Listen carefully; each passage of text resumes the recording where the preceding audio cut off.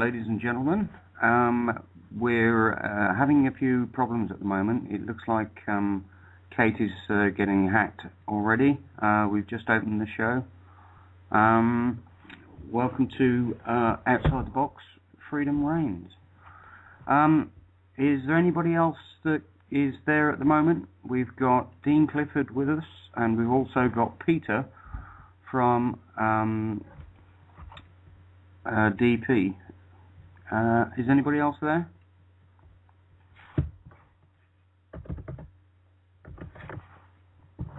Hello. Okay, right. Peter's with us. It looks that way. I'm waiting for somebody else to let me know that we're live and this isn't actually getting out.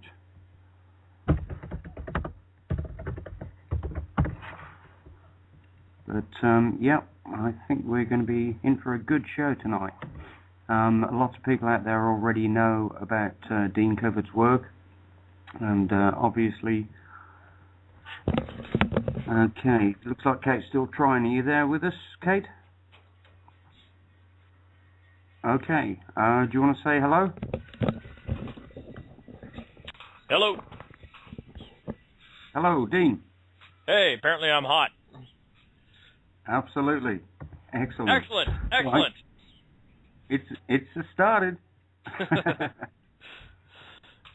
So, what have you been up to lately, Keith? Well, working all this week. After a summer of fun out and about, screwing with the government and the police and going after everybody, I'm back at construction pretty much full time now. So, time to get my own affairs back in order while I finish all this other stuff off. So I'll be working for the winter back at building houses and contracting, and kind of happy to be back on the tool belt actually. Okay, that sounds quite interesting. So, give us a brief on how you're managing to do this, because obviously in the UK here we've got safety certificates, we've got all sorts of different things that prevent anybody from working on sites unless you're doing it exactly by the letter. So give us a quick bit of information on that one, please, Dean. Well, actually, to be honest with you, I don't think I've ever had any kind of a safety certificate, a builder's license, or anything in my entire life. I don't really see what the heck the point of that would be. I mean, you're either you got to get a building permit when you're building in a brand new area, which I have a building permit on one of the houses I'm building right now because it's going to be sold afterwards. But as long as it's being built to code, because they have to inspect it every time you complete a stage, what the hell would you ever need any type of certification for? Well, I don't think that makes any sense.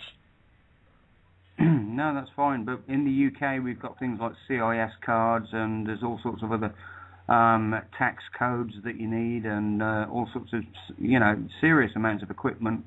Legislation on you've got to have hard hats, boots. All your tools have got to be 110 voltage, and you've got to jump through this hoop, that hoop, and quite a few other hoops. So it's not the same as over here, then, Dean.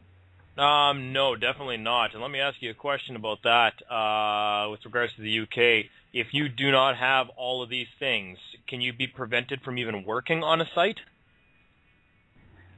Basically, yes. That's the legislation. It's crazy, but it's been brought in bit by bit by bit, drip by drip. I mean, there's certain tools you can't use. And, there's things like nail guns that you can't use unless you've got site safety certificates. You need insurances. There's loads of different loops that you need to, loads of different hoops that you need to jump through to work, plus your tax references. If you've got to pay your tax direct and all sorts of other things. Well, it kind of sounds like you guys are worse off than us, and that just means there's got to be a bigger correction. And my first thought is if somebody told me that I didn't have all the necessary government documents for them to be able to hire me, I would sue them. I would sue them because that is a violation of your right to a meaningful livelihood, your right to work. That's internationally recognized. You have the right to work. And that you don't need government certification just to get a job. So that's a bunch of crap. I mean, I could easily make the case for there needing to be some form of regulations on job sites. Otherwise, you would have a bunch of yahoos out there doing really, really stupid things. But I think it sounds like it's gotten a little ridiculous, especially over there. Even in Canada here, when people told me you actually need something called a contractor's license in some of the different provinces, I started laughing. I said, "Are you serious?" I said, "That's just ridiculous. So why would you ever need a contractor's license? Right? You're a contractor. You engage in contracts. Who can limit your right to contract?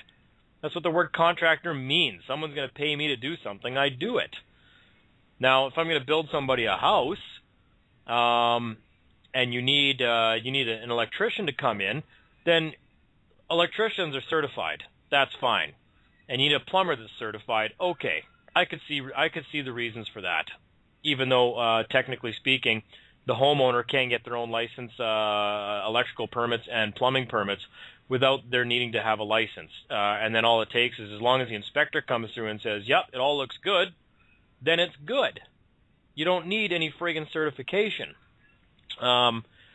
Just more government control, and yeah, people definitely do need to start fighting back against that. That just sounds like it just ties up an incredible amount of people's time and resources just to comply with all this government horse shit. And I know everybody's getting pretty tired with it, and unfortunately it's going to be the diehards, the people that truly believe in this stuff, that are going to be the first people to take the lumps and really start to take people to task in the courts and say, "By what authority do you have to force me to get a license just to contract?" Exactly. I mean, this is it's getting ridiculous here, but it's coming in from all different angles as well. But I mean, that's one aspect of the actual legislation aspect. But then, everything has gone absolutely ridiculous over here. We've got CCTV everywhere. We've got tracking systems everywhere. RFIDs in the passports, and there's no RFIDs in your bank cards and all sorts of things. We're really heading straight into a blooming police state, especially in the UK. But it's obviously not that bad where you are, or not as bad. No. And again, you remember, everything you're talking about now with regards to a license, I mean, just the very definition of the word license itself. A license is permission to do something which would otherwise be illegal. Are you trying to tell me it's against the law for you to seek meaningful employment, to gain a meaningful livelihood? That just means right there that you don't need a license to do any of this stuff, because that would be like saying it's illegal to work without government permission. Well, who the fuck do they think they are? Exactly. Legislators. Yeah, so that would be an excellent lawsuit against the government in the UK, because they could never make answer to that. I don't know what courts you guys have there. You may want to go to one of the higher courts. If you guys can find something like the Court of the Exchequer, which is the federal court here in Canada, that's a court of equity, and go after the government. I know here in Canada it only costs you $2 to sue the government, and even that you can have that waived if you sign a declaration that you have no income. But again, the problem is people are mixing jurisdictions still. We're a lot of people want to go in, they want to argue common law rights in a commercial venue, and they don't mix. You cannot bring the two different law forms together, right? That's a maxim of equity. You cannot bring two unequal things together. So know which jurisdiction you're bringing this into. But people have to start fighting this stuff. You have to start taking the government to task. You have to start contacting some of these assholes and saying, "Excuse me, by definition, a license is permission to do something which otherwise would be illegal. I don't want a contractor's license. Are you trying to tell me it's illegal to be a contractor, to enter into contracts without your permission? Who the fuck are you to interfere and to meddle in a private contract if I enter into one with somebody?" Yeah, I understand that. They can't answer that. That'll bring that down right there. Well, they're doing a bloody good job of bringing it in anyway, and it's, like I say, it's well established here now. But, it's well established because nobody said anything for 40 years, right? Well, pretty much something like that. Yeah, all that is operation of law. They're thinking, oh, well, I guess they're okay with it because they haven't said anything. The only problem is we haven't said anything yet. So it's not real law. It's only in force and effect because nobody's bitching about it. Yep. Well, people are bitching about it, but they're still going along with it. That's the problem. It's acquiescence. Yeah. Well, and again, just bitching about it doesn't do anything. You actually have to bring an action against them and get them to prove. prove up their claim that you require a license to do anything. Yeah, absolutely. Which obviously is part of what needs to be done. Yep. I'm all for building codes. Like, I'm a builder. I'm all for building codes because I've seen some awful stuff out there. This is why I'm very agreeable. I'm a very agreeable fellow. I do agree we need some form of body that comes along and inspects the work to make sure it's done to a minimum standard. And that's all a building code is. It's a minimum standard of building. Like to say something's built to code, you're letting somebody know it's been built to a minimum standard. You should always be exceeding a minimum building standard. And as long as the inspectors are coming out and they're passing the work, what the fuck does it matter whether the people doing the work are licensed and even certified? It doesn't. It doesn't make a difference.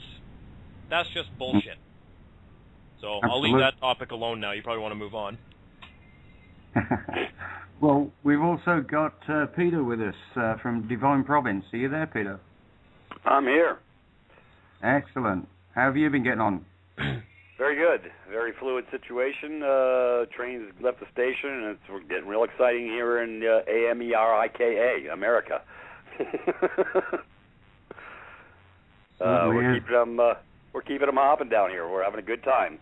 They're actually they're starting to get the memo on a different level. Had a brother actually go into court and retain his position. Matter of fact, it's a posted case. Let's see, what was it?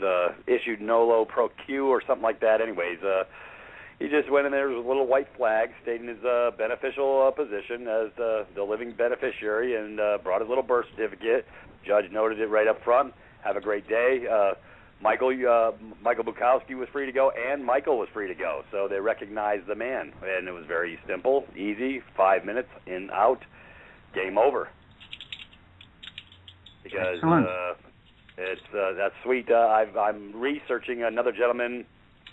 I think he's in Australia, and he's administrated his process, and I've caught wind. I want verification, of course. I don't take anything on hearsay, so once I get some verbal and some proof, I think he was in the middle of a foreclosure and made that baby go bye-bye and went to bed.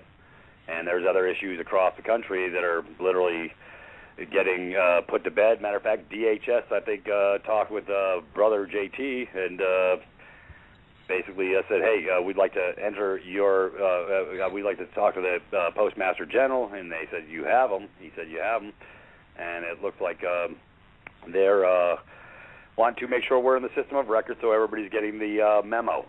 So things are really actually starting to move forward in a positive direction on multiple levels. We're moving forward this weekend on some other stuff, and it's going to be very exciting for all. So really, really good stuff. And I've had no problems with using the international IDs in any way, shape, or form. I don't have any problems because I like getting them where I want them. I like that they're in full commercial liability when they want to step. It's all good, and they're getting the memo.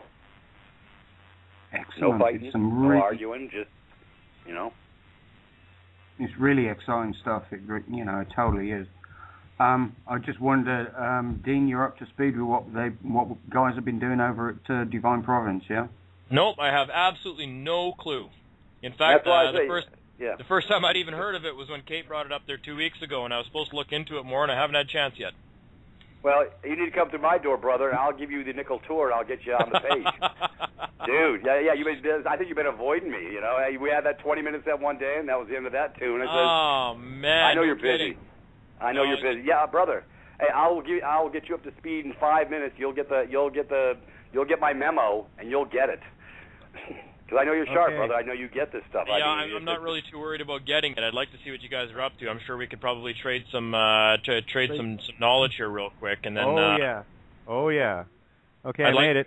I've offered, and I'd like to help Kate out with her little mortgage thing there from last year. Yet that have no problem going back and getting remedy on that. So we should definitely talk about that off air. Yeah, we're all talk together on that. It's going to be amazing stuff. What I needed to do at the beginning of the show, guys, this is a disclaimer. It's no big deal.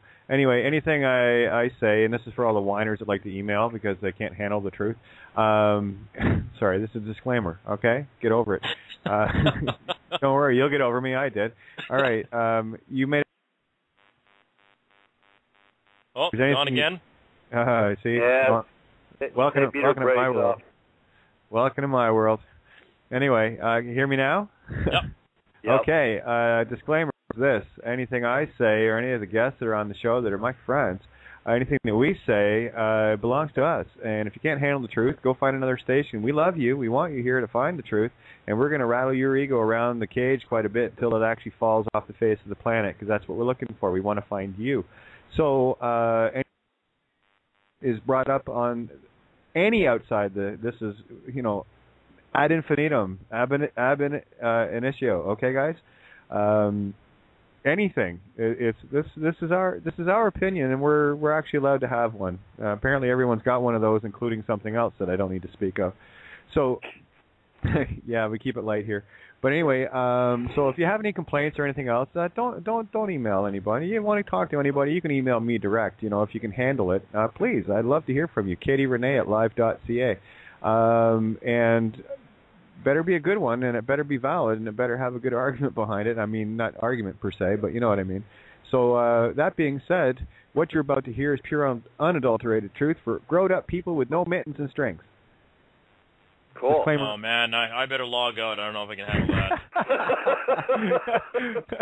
that. Well,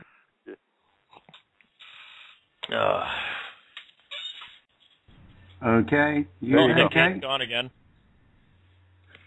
Well, I guess other than that, before we get going, I'd once again like to thank the Turner Valley RCMP and the Fernie Sparwood RCMP for pissing me off enough this summer to become as public as I possibly and humanly could to make sure that they don't ever do this kind of stuff to anybody ever again. So, special thanks out to Officer Christie of the Turner Valley RCMP, who tasered my brother. Your criminal charges are pending and should be in the courthouse within 2 weeks, and there's about 30 of them, so I hope you enjoy them once they get filed. Other than that, let's move on. I love you, man. Yeah, you know what's happening? We're into Scorpio, and you guys that like to walk around harming people because you think you've got protection of a fictional piece of paper, wrong. Yeah, wrong. that and we found all the police bonds now. We now know where to go at the courthouse to get all the police bonds. Oh, okay. Well, we have some time to do. Those aren't safe anymore either. Okay, and here's the good news, my friend, because I've got about 20 cops in Guelph that are going to need to have their asses handed to them. Excellent. We're going to have to talk about that off show as well, too. Oh, we're going to have some fun. We're going to peace with these guys. This is what they wanted. They chose to harm, so they want to experience that. The golden rule: do unto others as you'd have them do unto you. Yep. I would never harm them, but if they've harmed me, they must want to be harmed. So I can't break the golden rule. That wouldn't be peaceful. Well, I posted a while back that when I finally do file my charges, I have no problem withdrawing the charges on the condition that the other party agrees to make restitution for the damages. And a bunch of people got back to me and said, "Oh, dude, you're going to go to jail for extortion and uttering threats, because that's a frivolous claim if you withdraw it, trying to force them to pay you money." Well, I had a talk with the clerk about this, and I said, I just want to make sure that should the other party, because I don't know if I mentioned this to you guys, I was just got back from Victoria in British Columbia, and I filed 56 criminal charges against 2 RCMP officers while I was out there.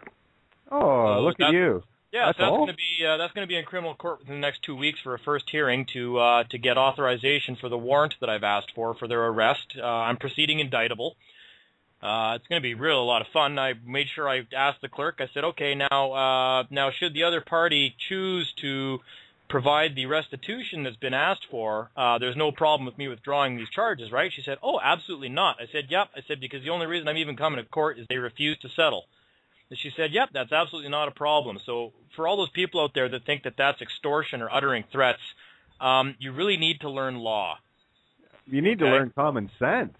And common sense, okay? That's not a threat.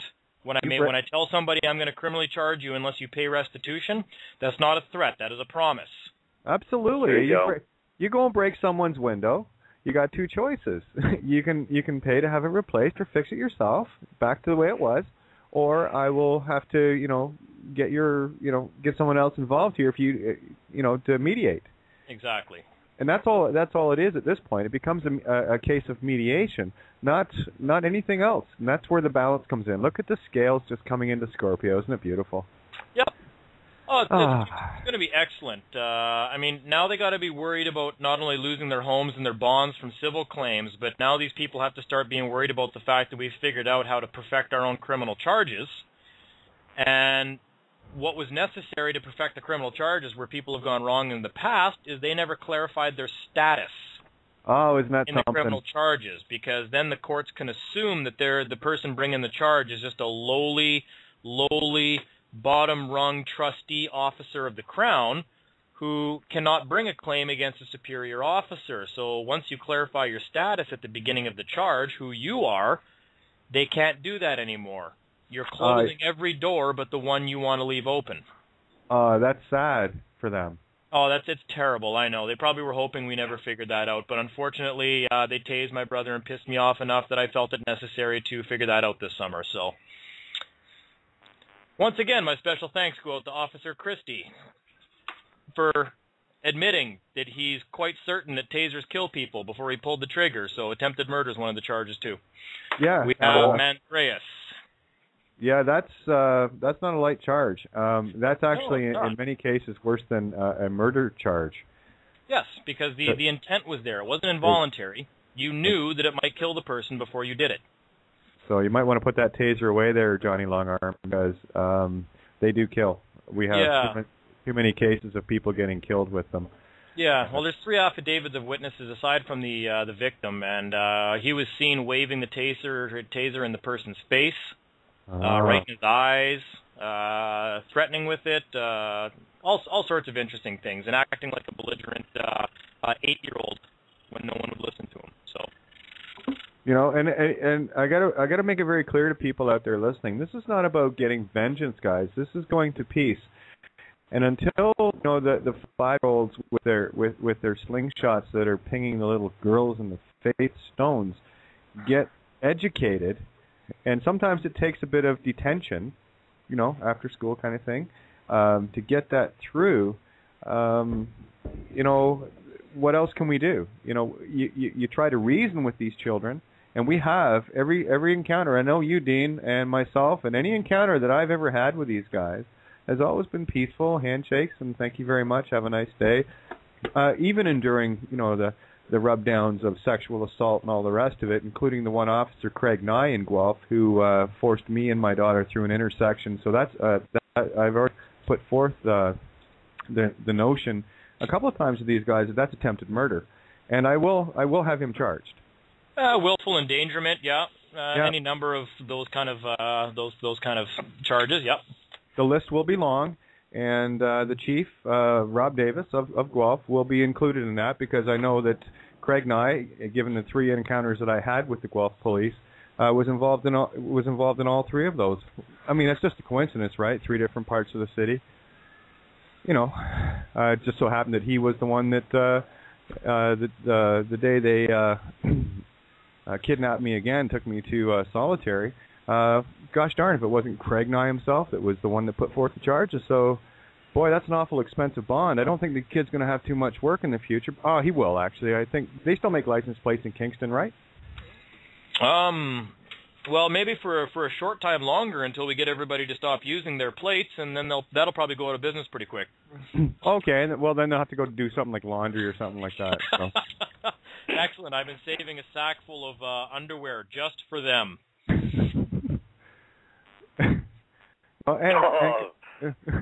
Just kidding. Just kidding. No, I'm not. Yeah. No, I'm not. Anyway, so listen, and you know what? Here, listen to the energy that we're conveying here.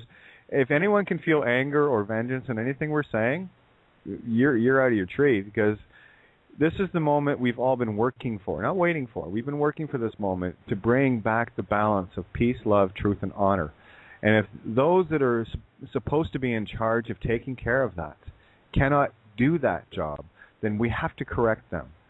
That's our duty to ourselves and to our family, which is everyone on this planet. That includes military, everything else, right? This is about going to peace. And if they don't get it on the first pass, they'll have plenty of time to think about it while they're mopping floors and doing laundry. And gosh darn, maybe a little stint in solitary for, say, 28 days.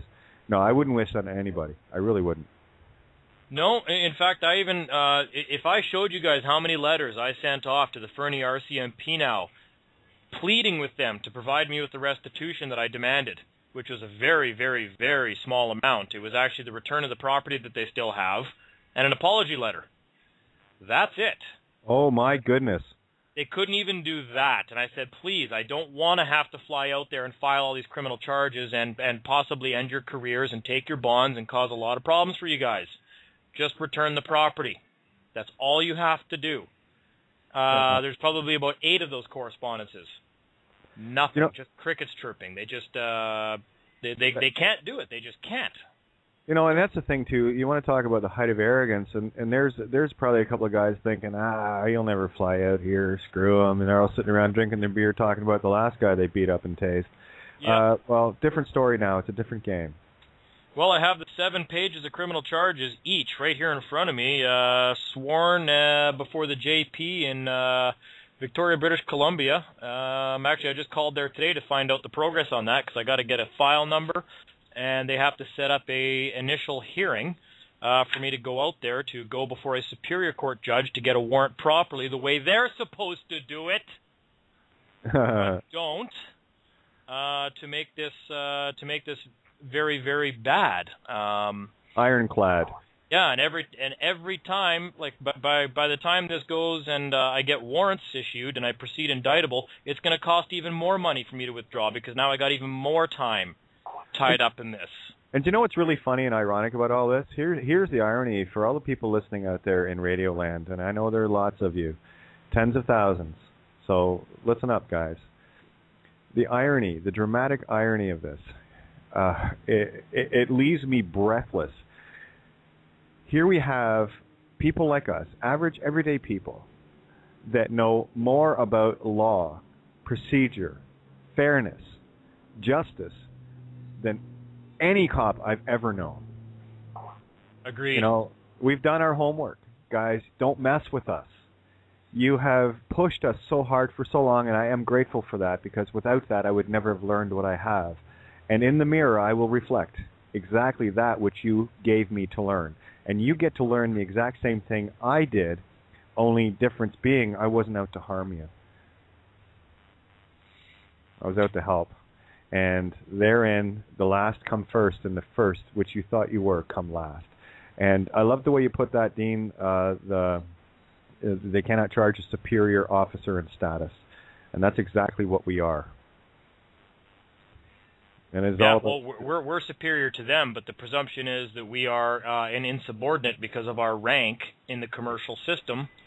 Yep. And we've talked about the reason for that because we've never staked our claim properly. They don't know who we are. We've never corrected the record. Their record shows us as a lowly subordinate officer in the military, the lowest of the low, where even their traffic cops can order us around, and traffic cops are the janitors of the law enforcement world. I mean, even detectives don't like traffic cops. They think they're just like the janitors of the police force. Well, they're the dogs. They're the ones that go chasing cars for treats. Yeah, and even those guys get to order us around. So that's how low we are that we're seen on the totem pole, which is why you never have a claim against these people. If you join the military and you're a private the first day in the military and a superior officer walks up to you and slugs you in the face as hard as he can, you have no claim against that man. You cannot file criminal charges against him. You could probably go to some kind of a military tribunal to see if you've got some restitution or if he would get in trouble. But that's it. You have no rights in the identity they presume you are. Yeah, Dean, just carry on. I'm going to screen a couple of calls here, and just carry on, okay? Okay, yeah.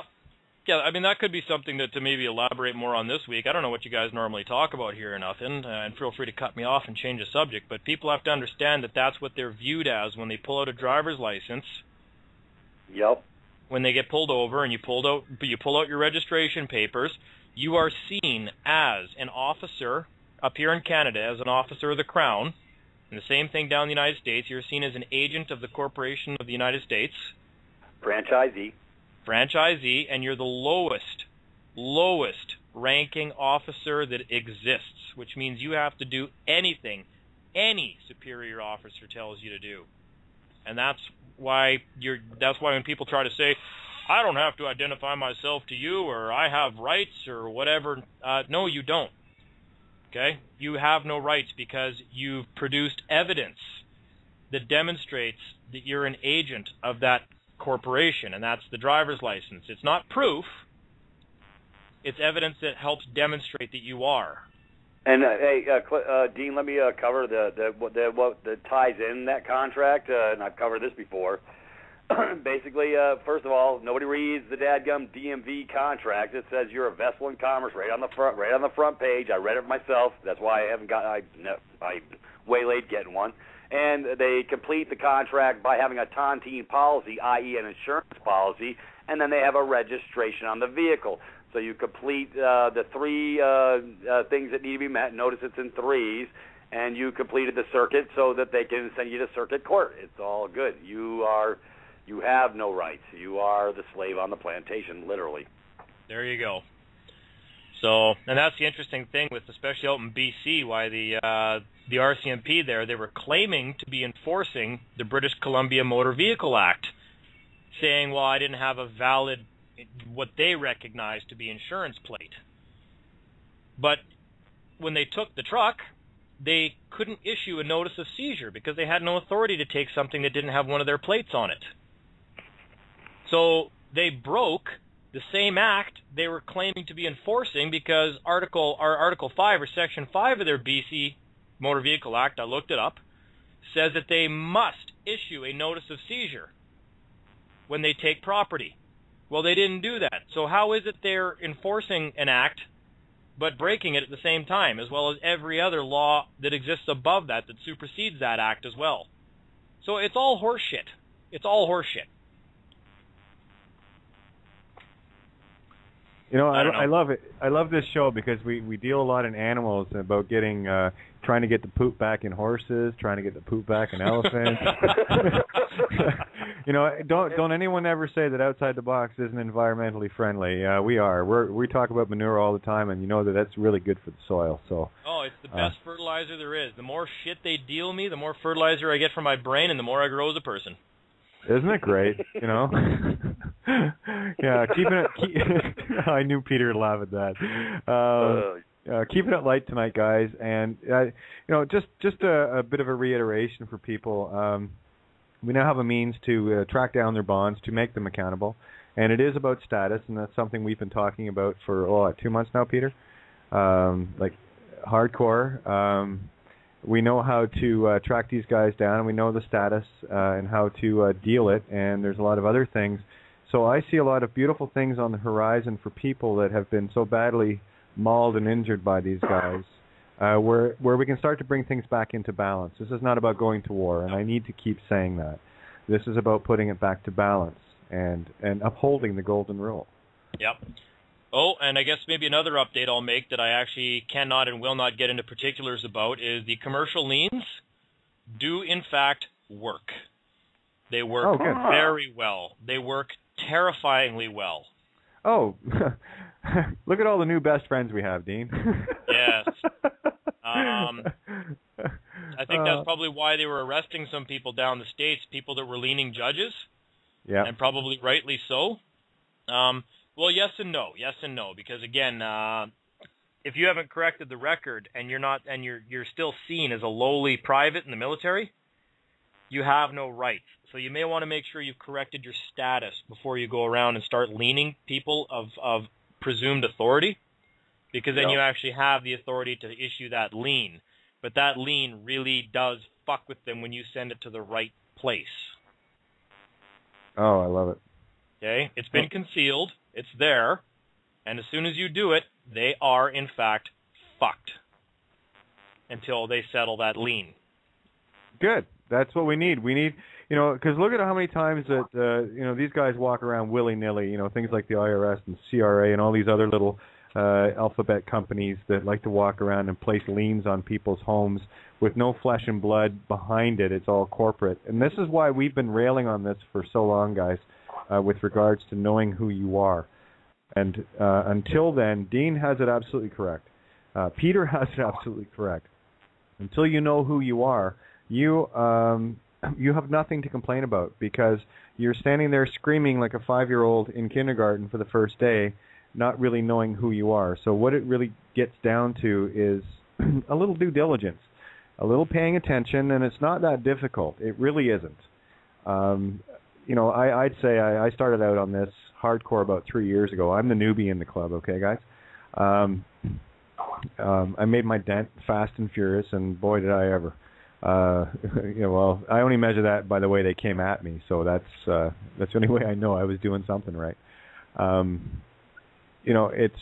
We've come such a long way, and what we've done, and I look at people like Dean, and I look at people like Peter, and so many others that have been Mark Hollywood, that have been so in depth into really tearing these things apart. And these are the guys, and I found a few needles myself, but these are the guys that are walking through these never mind the haystack, they're walking through fields of hay, looking for these choice little perfect nuggets of truth, where they can get the big picture put together and hand it to you in a silver platter.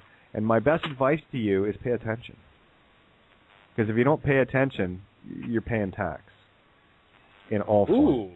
Ooh, hey, that's catchy. I like that. Well, hey, I'm the cunning linguist, remember? You better copyright that one. That's nice. You're either paying attention or you're paying tax. That's sweet. Yeah, well, take it. Everything I say belongs to the universe. I claim nothing. I'm just a conduit. I don't own a thing, not even the words I say. It belongs to everyone. Oh, we gotta change that. We gotta get you a claim in against your person. That'll change a lot of things for you. Oh, absolutely. Hey, you know what, Dean? You know me. Play? Okay. Where's the playground today? Yeah. Well, we don't own anything the Creator created. Our Creator. Exactly. We're all equal there, and we're just mankind, right? That's women and men. Yep. But when it comes to commerce, that's something that man created. Therefore, we do own all that, because it's all legal fictions. It's just two-dimensional fictions, and we do control those monopoly pieces, and we have to start learning how to do that. It's two completely separate worlds, and people have to learn to distinguish that when they're going to walk into court. Yep, it's the as above, so below. You're putting it better than I can in terms of explaining the fiction versus the ethereal. And this is where, in terms of divine province,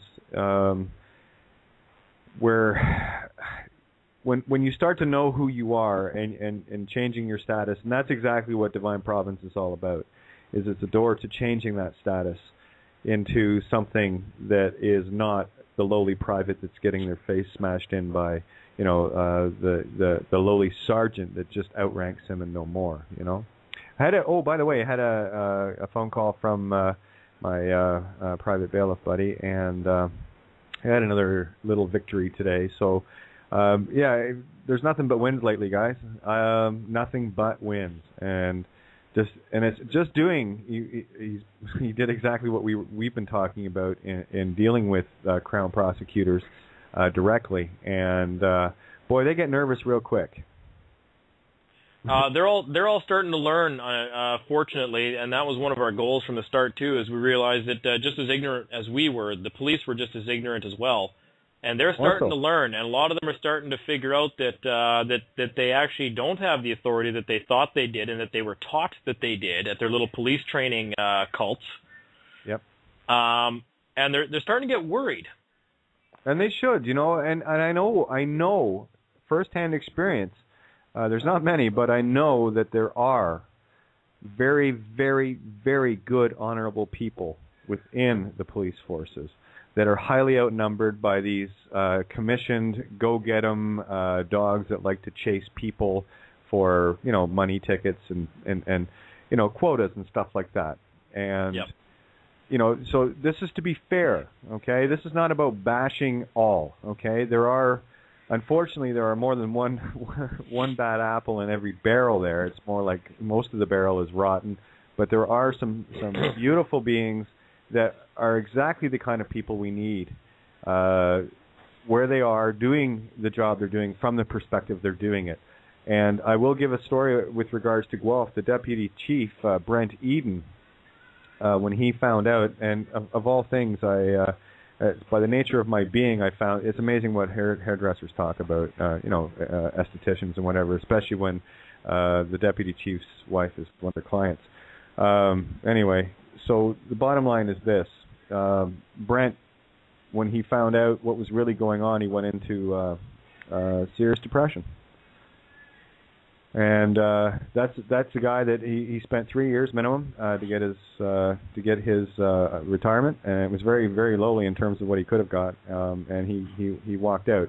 Now that being said, that's someone that's got the honor, and I do know that they're outnumbered, but he still has an obligation. If you know the truth, by omission or commission, you must stand. You know what? That was a problem I heard even as much as a year ago. A couple of people in the UK were telling me that when some of the cops and the forces of some of the localities where they lived in the UK found out and woke up to what was going on, they resigned. And I'm going, no, why would you do that? If you wake up, if you're a cop and you wake up and you realize what's going on, you realize that everything that you're doing is wrong and that this is all corrupt and crooked, we actually need you people to stay in there. Exactly. And do something about it. You know, you don't run away from it. I mean, why exactly? I mean, if your whole objective was to, get rid of crime, and there you are witnessing it. And I do understand the Serpico effect of, being, badgered by your, thin blue line buddies, part of the cult. And again, it's there's your gang mentality. There's your ostracized kid in the playground mentality that is pervasive throughout the law enforcement and the different cults. I mean, I got to tell you, the ones that I came across back and forth to the court in Guelph, the OPP, they like to shackle your legs and arms and all the rest of it, right? Sounds hot. What's that? Sounds hot. Oh yeah, well, we'll talk. You're married. Shut up. Anyway, you know what I mean though, and I'm seeing all these. They're walking around, and I remember this one lady, had to be a grandmother, walking around in the OPP garb and whatever, the short haircut and everything. And when I looked at her, all I could see was her on a Sunday afternoon, making cookies with her grandkids around Christmas and laughing and playing and all the rest of it.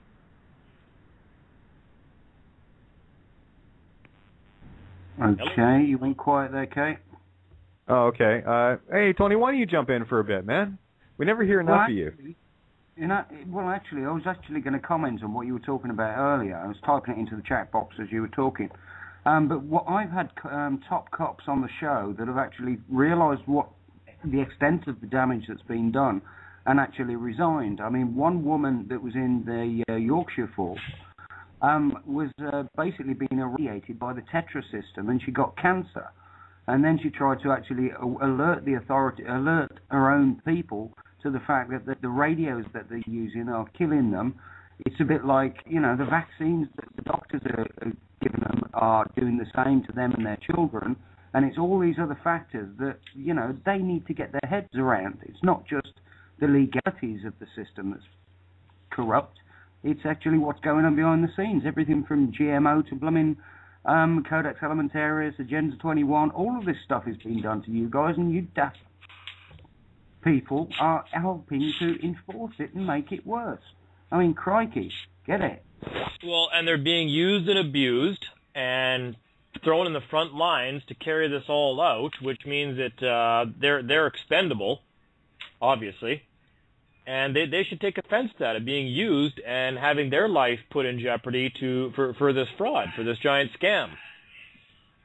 Yeah, that's the irony of this too. They got those that think they're doing the good job out killing themselves, and that is the unfortunate thing, because they are treated as expendable. And this is why I'm asking people to look at both sides of the coin here.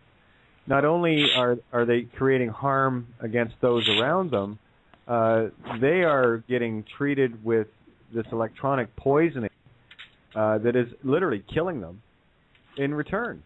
And so, I mean, this is a no-win situation for mankind, has us completely divided, bickering amongst ourselves, while the very few that are running this game sit back and have a good giggle at us. I think it's time for us all to stand together, eh? Well, if we want to make things, if we want to make everything a better world, I suppose so. Yeah, I mean, I kind of want to live in peace, and I think they kind of want to live in peace. And there's this, I think there's an incorrect belief out there that without these rules and laws and regulations, that there would be anarchy, or like the minute there. I just talked about this on another show there down in Texas on Sunday, that we both all agreed, or sorry, that all four of us agreed that, to be honest with you, it seems to be like if there was no actual law on the books that said you can't rape somebody, that people would go, oh man, it's not a crime anymore? All right, woo, and we all go rape someone. Like, that's not the way things work. You look at all these countries, and somebody had brought up Portugal on Sunday. I think it was Portugal that's decriminalized just about everything. And crime has absolutely plummeted in that country because they just started leaving people alone. You don't just run out and start murdering and raping because there's no law in the. It's still a crime to do that, but we don't need all this horseshit legislation. It's nonsense. It's all money. It's all money. That's all it is, and the sooner we get rid of this, like, forget who it was. A Greek said it, but the more numerous the laws, the more corrupt the nation, and that is such a true thing. And I guarantee, if you did some research on it, as the number of police increase in any given area, crime rises proportionately higher because of it. Well, of course it does, because they're also passing more laws, which are making more things a crime. How the fuck does crime not go up when you do that? Exactly, and this is the point. They're talking about what we need to get an extra 250 cops in Toronto. No, you don't. Yeah. And then when they can show the crime rates going up, they can use that as an excuse to say, "Oh, we need more cops. There's more criminals." Yeah, no kidding. There's more criminals. You made breathing illegal. Yeah, and here's something else too, with regards to that. Making more and more laws. Sorry, clearing my throat here. When you're making more and more laws, you're perpetuating the same issue, because I'm trying to get this across to people. So when the ratios of cops go up, so do the rates of crime, because they got to pay for those cops. But here's what I challenge everyone to do with that in mind. Go to the police board of your city, jurisdiction, or municipality, or whatever, and go and check to see the crime stats. You won't find them, but what you will find is the ledger sheet, how much money they made. They don't talk about how many crimes got solved. They talk about how much revenue was created in parking and in speeding and in, you name it. So it's got nothing to do with a safe community. It's got everything to do with money. And that's the front-end funds. They're not showing you about the second set of books sitting in the back room called the CAFR accounts. I mean, you got to love it, because they're making it on the bonds, because they drafted you for performance. You signed an unencumbered signature, gave over. They drafted it on the documents and made a nice pile on with your beneficial interest. Yeah, it's they got everybody coming and going. You're not only paying, but you're not discharging, and they're binding you up, i.e., in the back room with your standard form 24, 25, 25A, your 273, 4, and 5, and your standard form 28. And they're having a field day. They are plundering the prize ship. They are sinking your ship at every turn.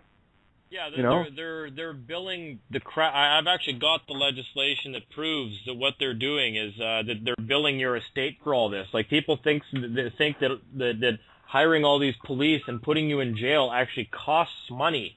No, it doesn't cost money. In fact, that's how they make money, because everything belongs to the people. I think that we've covered this ad nauseum. I don't know how many times I've told people, no, it all belongs to us. We own it all. Nothing is owned by the government. It's all held in trust in our name, in our person. And it's all secret private accounts. And so every time they come up with a criminal charge against your estate, they're authorized to go in and take the damages out, the money value of the charge. Yeah, and when they throw you in prison, they're billing your estate the $1,000 a day that they're charging and it costs them $300 to keep you in there. They're making $700 plus per day that you're in prison. Yep. So that might explain all the people doing 5 and 10 years for daring to smoke something that grew on the earth. How dare God create a plant that man knows is illegal? Well, again, but the problem is now that's different jurisdictions, right? We're claiming a God-given right, if you want to call it that, whereas they've turned that into a man-made commercial crime. The two jurisdictions cannot see one another. Unequal things cannot be put together, right? So that's why you have to correct your status. You have to be seen as something that has that right.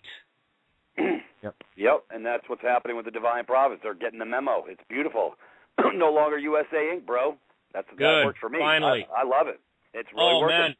We just had a 3-hour one on Sunday about that. I was just talking about that, about making Americans realize that when they made application to vote in a democracy, they changed the record and they moved themselves out of the constitutional republic into a corporate democracy. Right. And they don't have politics under the 14th Amendment. Exactly. You're under the body politic 14th. Hey, they've been calling my house. I have fun, brother. Hey, I want to just digress on this for a second. Because I have never voted. I've never been on the public rolls. I'm not in the public on that game. And they called my house, and I have some real fun. I says, apparently you folks didn't get. They call, and this is my dialogue. You got to love me because I got love, but I show them a different type of love. And I said, you know what? I didn't give you my consent nor my permission. If my name's on your list, cross it off. You ever call me again, we're gonna have problems. And they don't call me back. Go figure. Because this is the voting season, and they got these people trolling, these dialers trolling through all the. And matter of fact, I had two come up on my porch that were bringing their swill to my domain, and I didn't give you my permission, my consent. We were going to discuss this. I just said, not in that system of records. Y'all have a great day. Move on. My permission to be on my porch. Have a great day. My wife said, "Why are you so mean?" I said, "No." I said, "Sweetie, I don't buy the swill. I didn't give permission to come to my house to sell the swill. You see what I'm saying? I'm not in commerce with these clowns at the circus, and I'm not part of the body politic. I'm not a franchisee anymore." Oh man, were you ever nice to them? Yeah. Well, that would have been a different conversation had that been my house.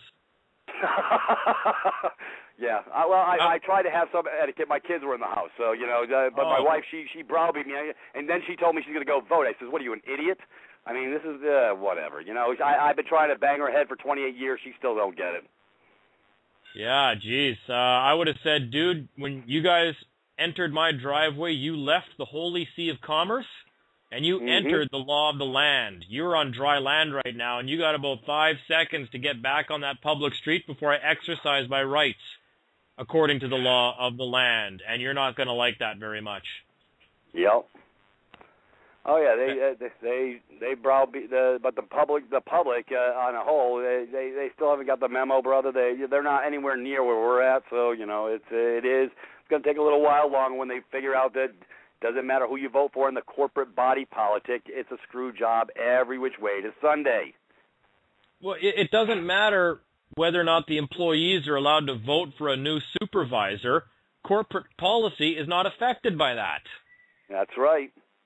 And if you want to affect corporate policy, only the shareholders can do that. And the shareholders are the people who live in the republic. Yep. I mean, shit, Kate, you not remember a year and a half ago, I was trying to tell people that the national debt that the American government owes is a debt owed to the republic, to the people.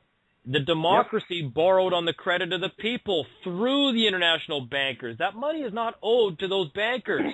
The bankers are collecting it for you. It's owed to you. They just get a fee for doing it. Yeah, again, it's about trusts and putting the fox in charge of the hen house. Right.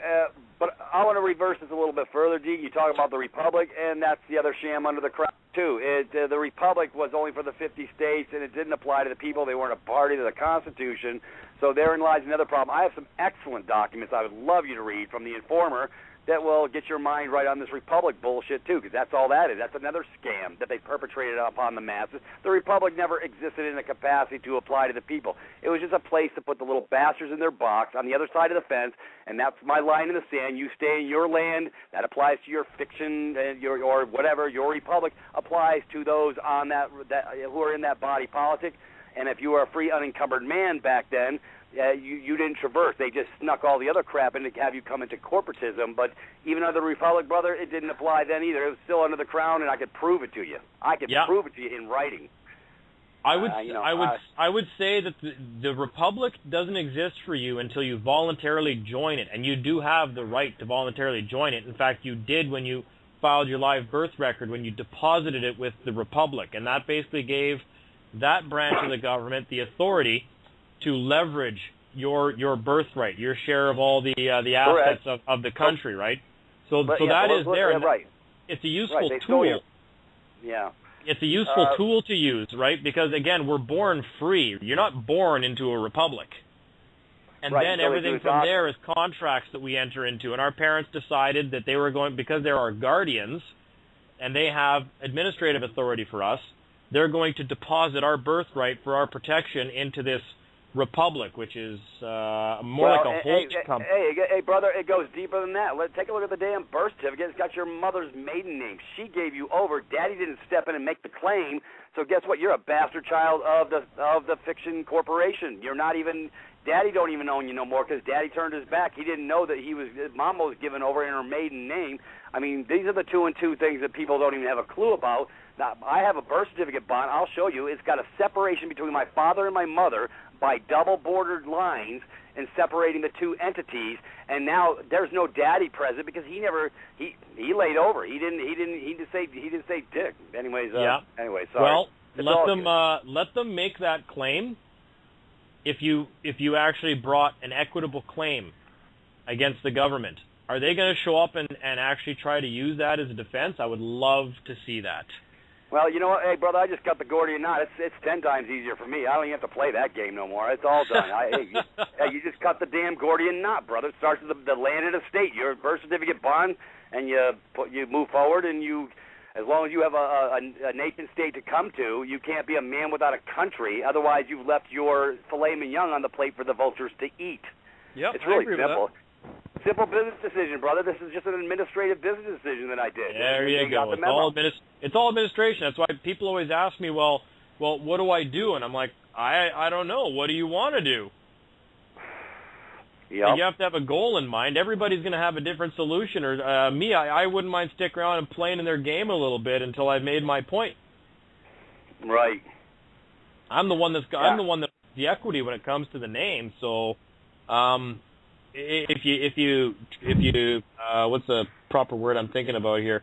Translate that into corporate law. What do they call the guy who owns 100% of the shares in a company? Crook. I don't know. I don't know. That's all I can think of. Basically, yeah. But when it comes to positions of authority within a corporation, that every word that if you got one shareholder that owns all equity within a corporation, every word that person speaks is the law when it comes to that corporation. So he's basically God within that organization. Yep. Right. That's what they call a sole proprietorship. There you go. Corporation soul. And it turns out that's what the Pope is. That's what the Queen is. Mm-hmm. Yeah, S-O-L-E, not S-O-U-L, but it's got a parallel, does it not? Exactly. Yep. It's a sole corporation. It means it's got one sole equitable owner and one sole administrator administrating everything. And that's the only way you're going to get your free will recognized is that it's the will of the shareholders. So if you own 100% of the shares in your person, then your will has to be carried out with regards to that person. So that's how you transfer your free will through to commerce. Here's the other irony, Dean, this is why I'm loving what's going on tonight, because what we're dealing with here effectively are constructive trusts that have been built around us. And I know Dean is a tradesman. I'm a tradesman. Many years of demolition and rebuild. And that's what we're doing. While Divine Province is building the new, there are some of us out here that are going to be tearing down the old. We got to make way for the new. That's what contractors do. When you build a new house, you got to make sure you got a nice, clean place to start building again, right? We got to get a nice, clean white canvas, and we'll take care of the canvas and make sure everyone gets home. Yep. Cool. Well, as above, so below. Dean, did you get your big cup? You didn't get my analogy until I pointed out to you, did you? No, I completely did not, actually. Yeah, I think that's some southern some southern stuff down there. It doesn't translate maybe. That's a Navy vernacular, brother. It's all good. In pipe fitter vernacular, they get the message when they start blathering on. I ask them if they had their big cup yet, and they say, "What do you mean my big cup?" And then I tell them their big cup, and you know what? And then they just go, what? Anyways, I had fun with it, brother. It's all good. Oh, good. And I'm a pretty serious guy, eh? So. Yeah, well. Oh yeah. I'll get you snapped in, brother. You come over to my side of the fence. I'll give you some Yankee stuff you'll love. Well, I already know you're not talking about beer now because I've had American beer, and I can tell you guys got a little ways to go on that yet. Just a little. Oh yeah. Hey, and I got to tell you, speaking of the future, I was talking with David Down Under, and he's done a bunch of jamming with Santo and musicians, right? And what I said to David last night was a beautiful resonation. I just want to pass this along to everyone. I just want you guys to imagine what it would be like to have all of us that have been doing all this work for so long just gather on a beach in Australia and just have a party for a week. Does that sound good or what? I would say so. I think this is the beach I've been talking about. I'll see you at the beach, and we're gonna get there, and we're gonna have it. I see such a beautiful world coming. We're already creating it, and that's what we're doing right now. And everyone gets to play and show and tell here. We're all in kindergarten. We need you to come up to the front, and we need you to bring your toy with you, and we need you to tell us about it. And that's your special gift of what you can bring to the table. It doesn't have to be anything major. One of the things we started, Dean, and this is kind of fun. It's people are having fun with it. Is every time people sign stuff now.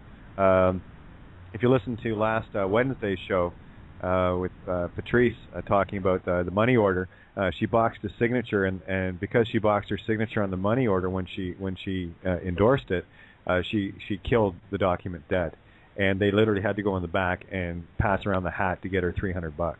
That piece of paper was garbage.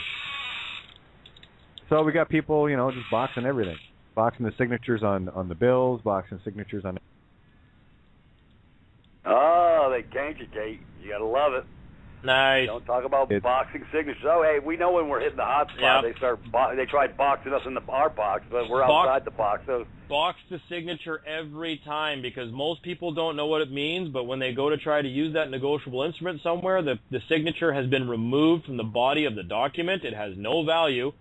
You qualified that signature. It's not open anymore. They can't continue to renegotiate that instrument. It's done. Very good. Hey, my brother did it in the Navy, brother, to get off a ship. Let me share my little story, Kate, with Dean on my brother on the ship. Perfect. This is, I just got this last week. He called me up in the middle, after a show, and he says, I used that box deal when I was trying to get off ship. He had gotten railroaded on about 18 charges. He was a real go-getter, and he actually expected his sailors to work, and the female sailors really thought that, PMS and all that crap was the logical excuse instead of having to work, so they all got together, clucking their tongues, and they created charges against him. He beat all the charges, but his name was besmirched, so he says, what, I can't stay here. And so he went to the Master Chief, an E9, and the E9s know this, but the lower ranks don't know it. And this Master Chief told, because he was an E6, which is a first class, and he says, well, if you really want to get off the ship, he goes, you put in your request chit, C-H-I-T, not S-H-I-T, and it's actually a document that gets approved or disapproved, goes up the chain of command, and he actually put his request chit in a red box, a quarter inch from the borders all the way around the words, and became a closed box. It bypassed all the middlemen, went straight to the captain, and he was off that ship in 14 days. Lovely. And, matter of fact, another chief came to him. He goes, how the hell did you know that? We haven't talked about that stuff for about 40 years. So, hey, brother, hey, for all my Navy brothers out there, just box it in, baby. It's all good. And based on, actually, Dean, based on what you just said there, too, again, I'm looking for the rationales in all of this. It makes perfect sense in why when you box not only your signature, you take it off the page by boxing it so nobody can remove it and use it in another form. And I talked about the passports and why your signatures are boxed in the application, because they don't want to commit international fraud by having that document that is an international document monetized. So what they do is they get you to put it in the box, but when it goes onto the passport, of course, it's lifted out of that box and put on a passport. And quite frankly, that to me is international fraud, because one, the box that was on the application form removed it from the application, and from that point on, it became an assumption to put it on the passport. But my explanation for that, what you were saying, Peter, with the boxing the whole document, was you made that document inaccessible to be changed or altered in any way, because you framed it, basically, right? Look at that, framing a house. There we go. But there's that framing thing again. Okay, and then what I've suggested to people is to become the bearer of the passport again, and just put a box around your signature on the passport. Yep. Well, and then down in the United States and in Canada, I know the U.S., when they pull you over and they give you a traffic ticket, they force you to sign it. Make sure you draw that box first. Right. And then sign it. Because if you sign it first, they take it right away from you. They'll give you the copy, and there's no box. Yep, draw a box, sign, and then don't ever show up ever again for anything. Don't even answer to anything. Because your signature is just, you say, well, I'm sorry, do you have a document with my signature on it? Well, no, they don't. That's your only reply. I'm sorry, do you have something with you have a contract with my signature on it? Oh, no, you don't. Sorry, okay. Did that in Canada, too. I told a couple people they were going in to fight traffic tickets, and I said, well, if you look at the traffic ticket, the cop signs in a box. So when you walk in there, say, well, I don't understand what's going on here because this ticket is unsigned. And they'll bring it out, and they'll be like, well, no, there's a signature right there. I don't see a signature. Cool. I'm sorry, I don't see a signature. Yeah, so what I would start to suggest to people that get any form of ticket, just the first thing they check for is if there is a box, just take it in and say, I can't deal with this. There's no signature on it. Yep, this is an unwitnessed document. There's no signature on here. There's no complaining party. And actually, I want to find out who did it, because that's litter. They littered on my car, and what is it? $300 fine in certain areas. Yep. Yeah, you might as well. You might as well hold these to task. And here's the thing, it doesn't take many of these for the ones that are actually doing it unknowingly for them to finally get it and go, wait a minute, I'm not doing that anymore, because the simple truth is, if they've signed it, they're liable. Yes.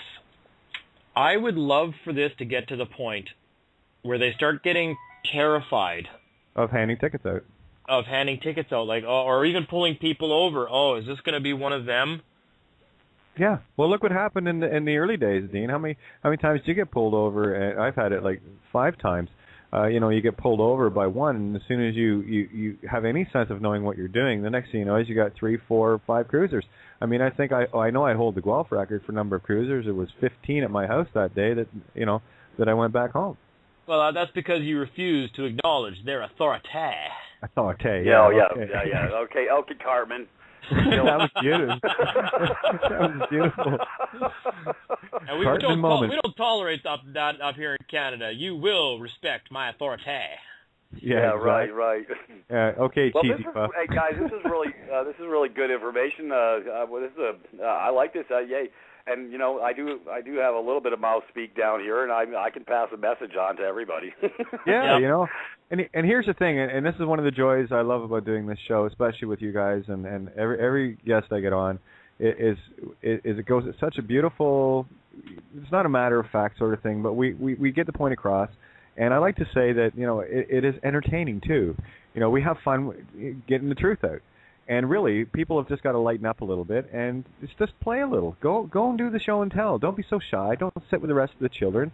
Dare to stand up, because there's a bunch of us up here showing off our Tonka trucks and Barbie dolls that we're not fighting over. We're sharing them. Yeah, no, come on up. Please, we're here. No question there. You know, the path, the yellow brick road is there for you if you want to walk it. We're all standing at the end of it going, come on. It's not a minefield. We already cleared those. Come on. And it box your signature. Just start doing that on your credit card sign-offs and stuff. Because every time you sign off on a credit card or one of those slips, or a debit or in the bank or whatever, a receipt for getting a withdrawal. Do you believe this shit? I couldn't believe that. And I worked at the bank years and years ago. You know, now they actually make you get a debit card. I haven't been in a bank in year and a half, 2 years now. But anyway, when you would do a debit withdrawal, they would actually get you to sign for it. And and to stop and think about that. Look how many times just signing. They're rehypothecating that damn signature again. You know, so stop signing shit. So I don't need to sign it. And my attitude is this, and has been for quite a while. Somebody says, have you got any identification? And cops hated this about me. But anyway, I said, well, you can't see me? I'm standing right in front of you. Yep. Right. Yeah, why do you need a piece of plastic for me to tell you who I am? I'm telling you who I am. A piece of plastic is more valid than my physical body right here in front of you? Yeah, here. I talk and walk and everything. Watch, I'll do a little jig for you. Yeah. And hey guys, since we're telling secrets out of school, and there's another way to have some fun with these clowns at the circus. I'm going to share with you. It works very, very effectively as long as you know how to stand fast in it without arguing. Not going to get obnoxious or nothing like that. When they pull you over, and they want to do some commerce with you, some intercourse, you do have the capacity. Once he steps out of his car, he's now in his full commercial limited liability or his full commercial unlimited liability. And once he steps to your brow, i.e. your window, hey, the only thing you want to dialogue about, say, hey, I just need to see a copy of your hazard bond, the name of the underwriter of your bond, and when you bring that forward, I'll be glad to stand on my head and spit nickels. It's like sort of a conditional acceptance. You start asking for their bond right up front, or they don't even want to talk to you. It's bye-bye. I'm serious as a heart attack because they're all flying without a net for the most part. Well, here's an interesting admission for you based on that, is that my little altercation with the Fernie RCMP this summer, and this is on the audio.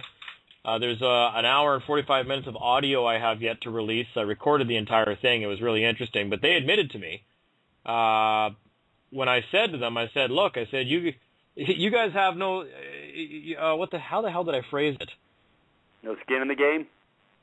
Well, no, I started talking about them being I said, well, you pulled me over under the guise of a peace officer, but now you're acting as a law enforcement agent trying to conduct commerce with me, and I'm sorry to say, but you guys don't have any authority.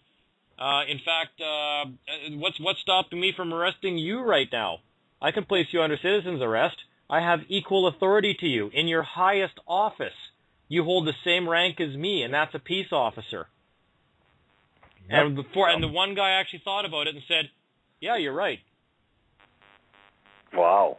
And that was the only thing that they knew that night that was correct. Because everything else they had to say was an hour and a half of horse shit coming out of somebody's mouth. Yeah, right. And how many times have you seen it, especially on YouTube videos, how many times have you seen these cops walking up with all this supposed authority, like they know something, and they get up there and they start, barking, well, you can't do that because of this. And okay, well, what's the law?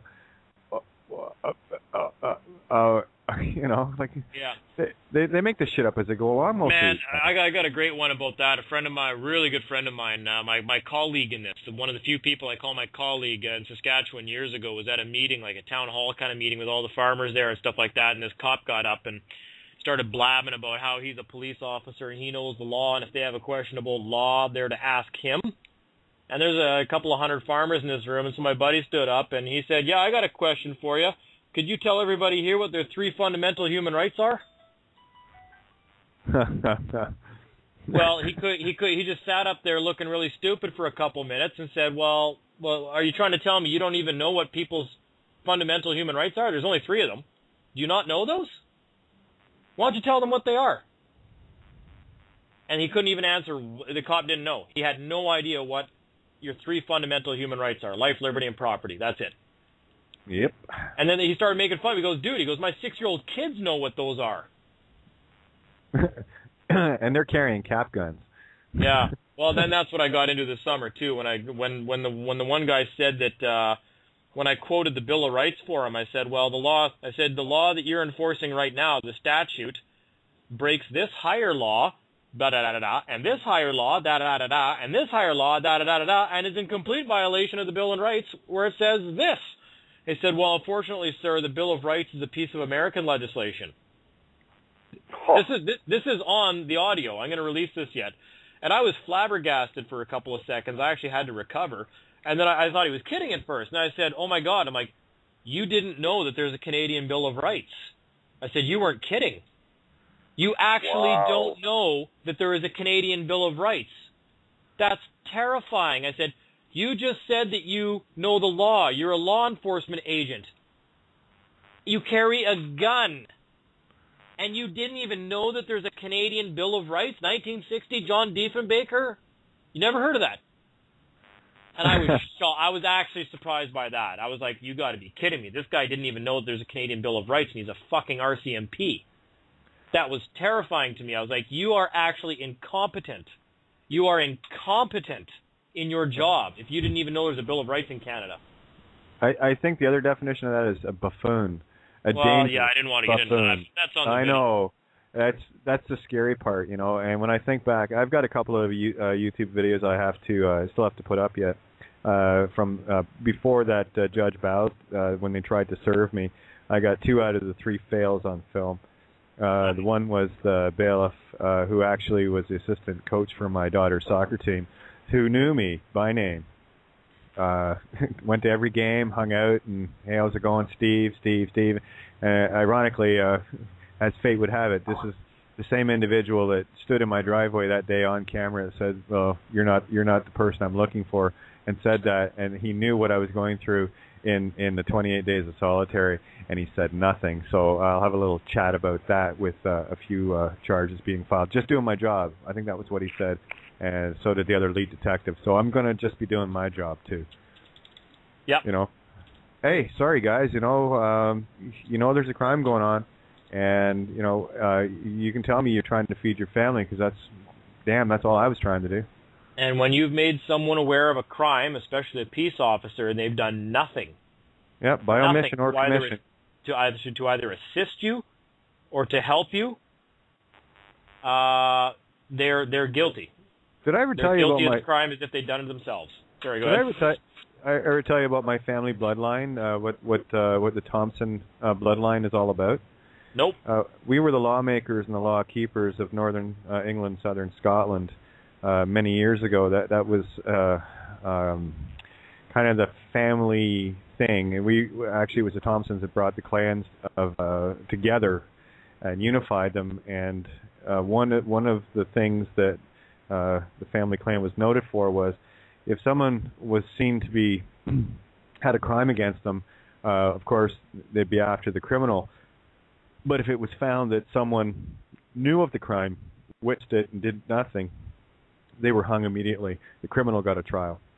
It was a worse crime to not help your neighbor than it was to hurt. I could see worst case even though you may not have the ability to interfere at the time, to at least not come forward afterwards. Well, exactly. To report a crime that you witnessed that's heinous. Yeah, again, and that's exactly where that came in.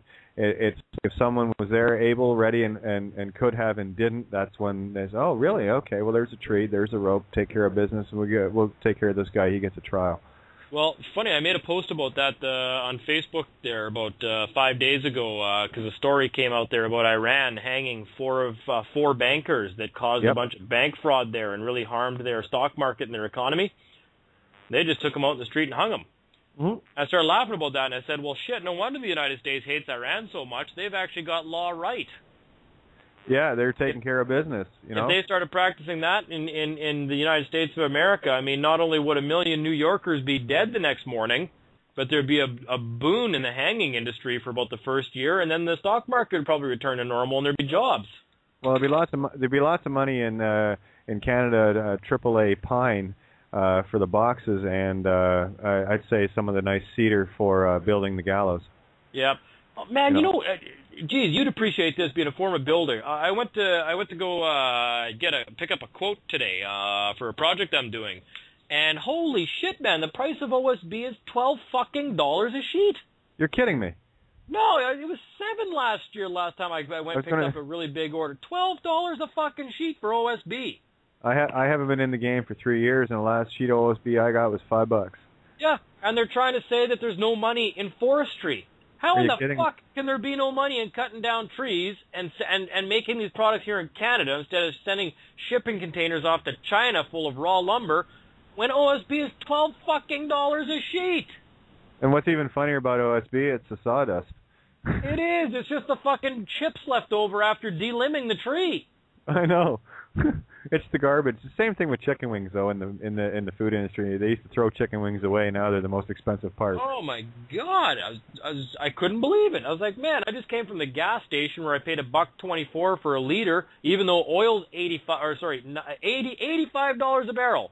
$85 a barrel for oil, but gas is still $1.25. Yeah, it generally translates into whatever the dollars are translated into cents. And for all you Americans listening, that translates into $6 a gallon.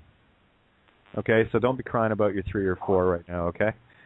Well, no, but that's what their wars are for, right? Make sure that price stays down. So, I'm kidding. I know. Yeah. It's okay. We had a disclaimer. We can ruffle feathers. It's okay. Yeah. That's what we're here to do. Same thing on Facebook there about a week ago. I put a post on there at the same time as that one about Iran about what the price of gas in Venezuela is. Does anybody know what the price of gas in Venezuela is? I think it's around anywhere from 7 to 10 cents a liter, something like that. Yes. Yeah. It actually costs something like $7 to fill a Suburban. $7 to fill a Chevy Suburban, whereas that would cost probably $300 or $400 in the United States. No, in Canada. And that would cost $800 in the Netherlands. But it costs $7 in Venezuela. So, tell me again where all the expenses are with gasoline. Yeah, well, it's all called margin, but Tony. But enough ranting about that kind of stuff. So yeah. Anyway, we're just kind of going outside the box today and bringing the real life together and looking at all the things that we can solve with free energy and what have you. I mean, we bring it all to the table here. This is about a brand new paradigm. This is about a brand new future. Good. And some of us have got a little work to do to tear the old.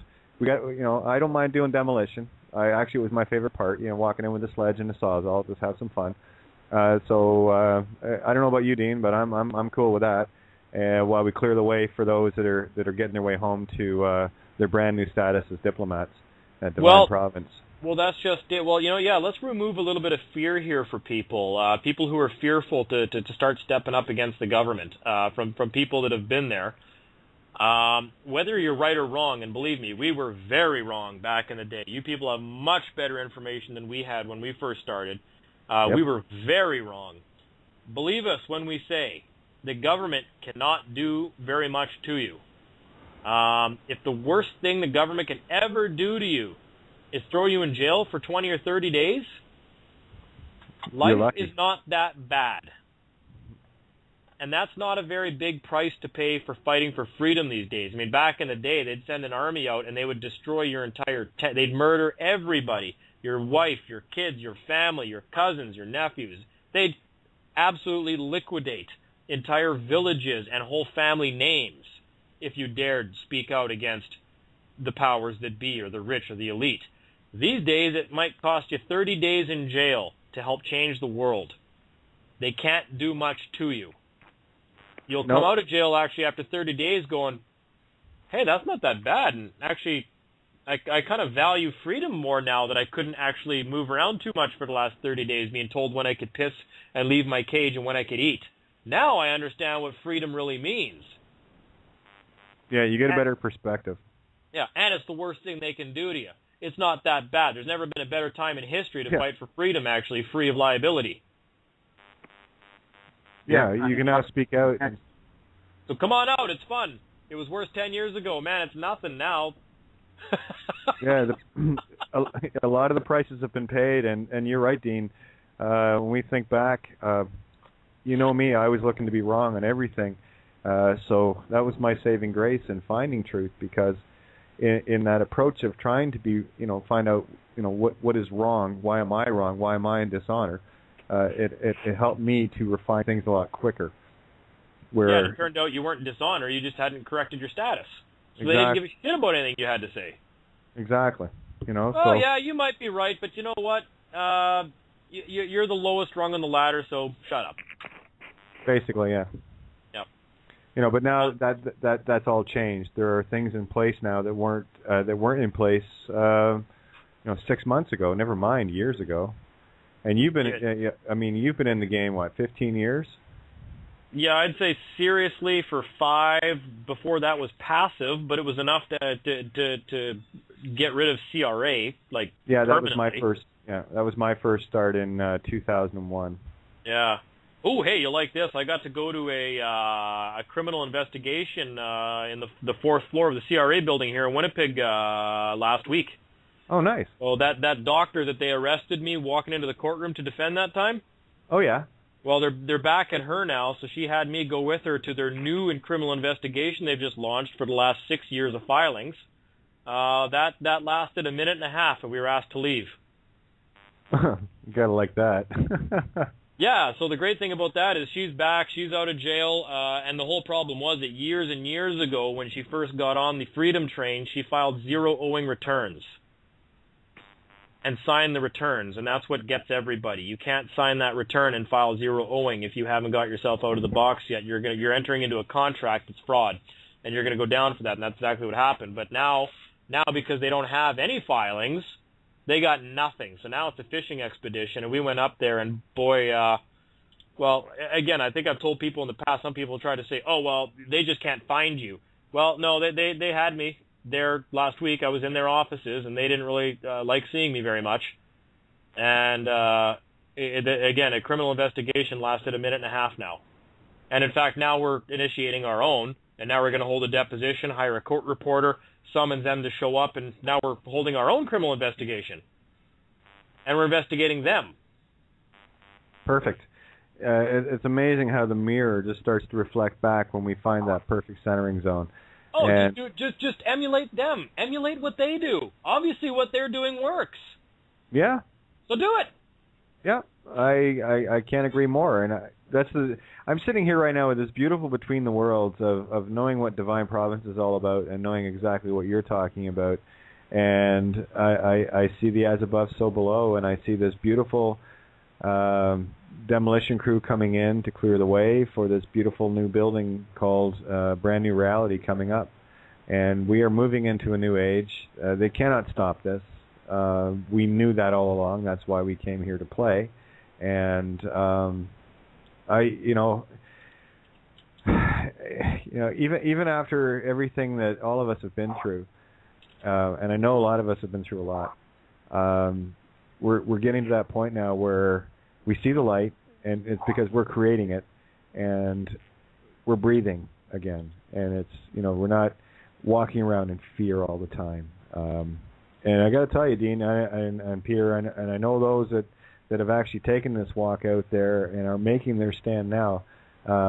Your stomach will be in knots, and it's like I said at the outset with the roller coaster analogy. Oh, I said that on a show earlier. It's the more times you ride the roller coaster, the more familiar it becomes. Let me expand on that if you want, if I can, real quick. Yeah, because this criminal investigation just last week, it was great because they had the investigator handling the case that was there, and then they had like the lead or the head investigator, like the top guy at CRA for Manitoba, right, that's in charge of the criminal investigations.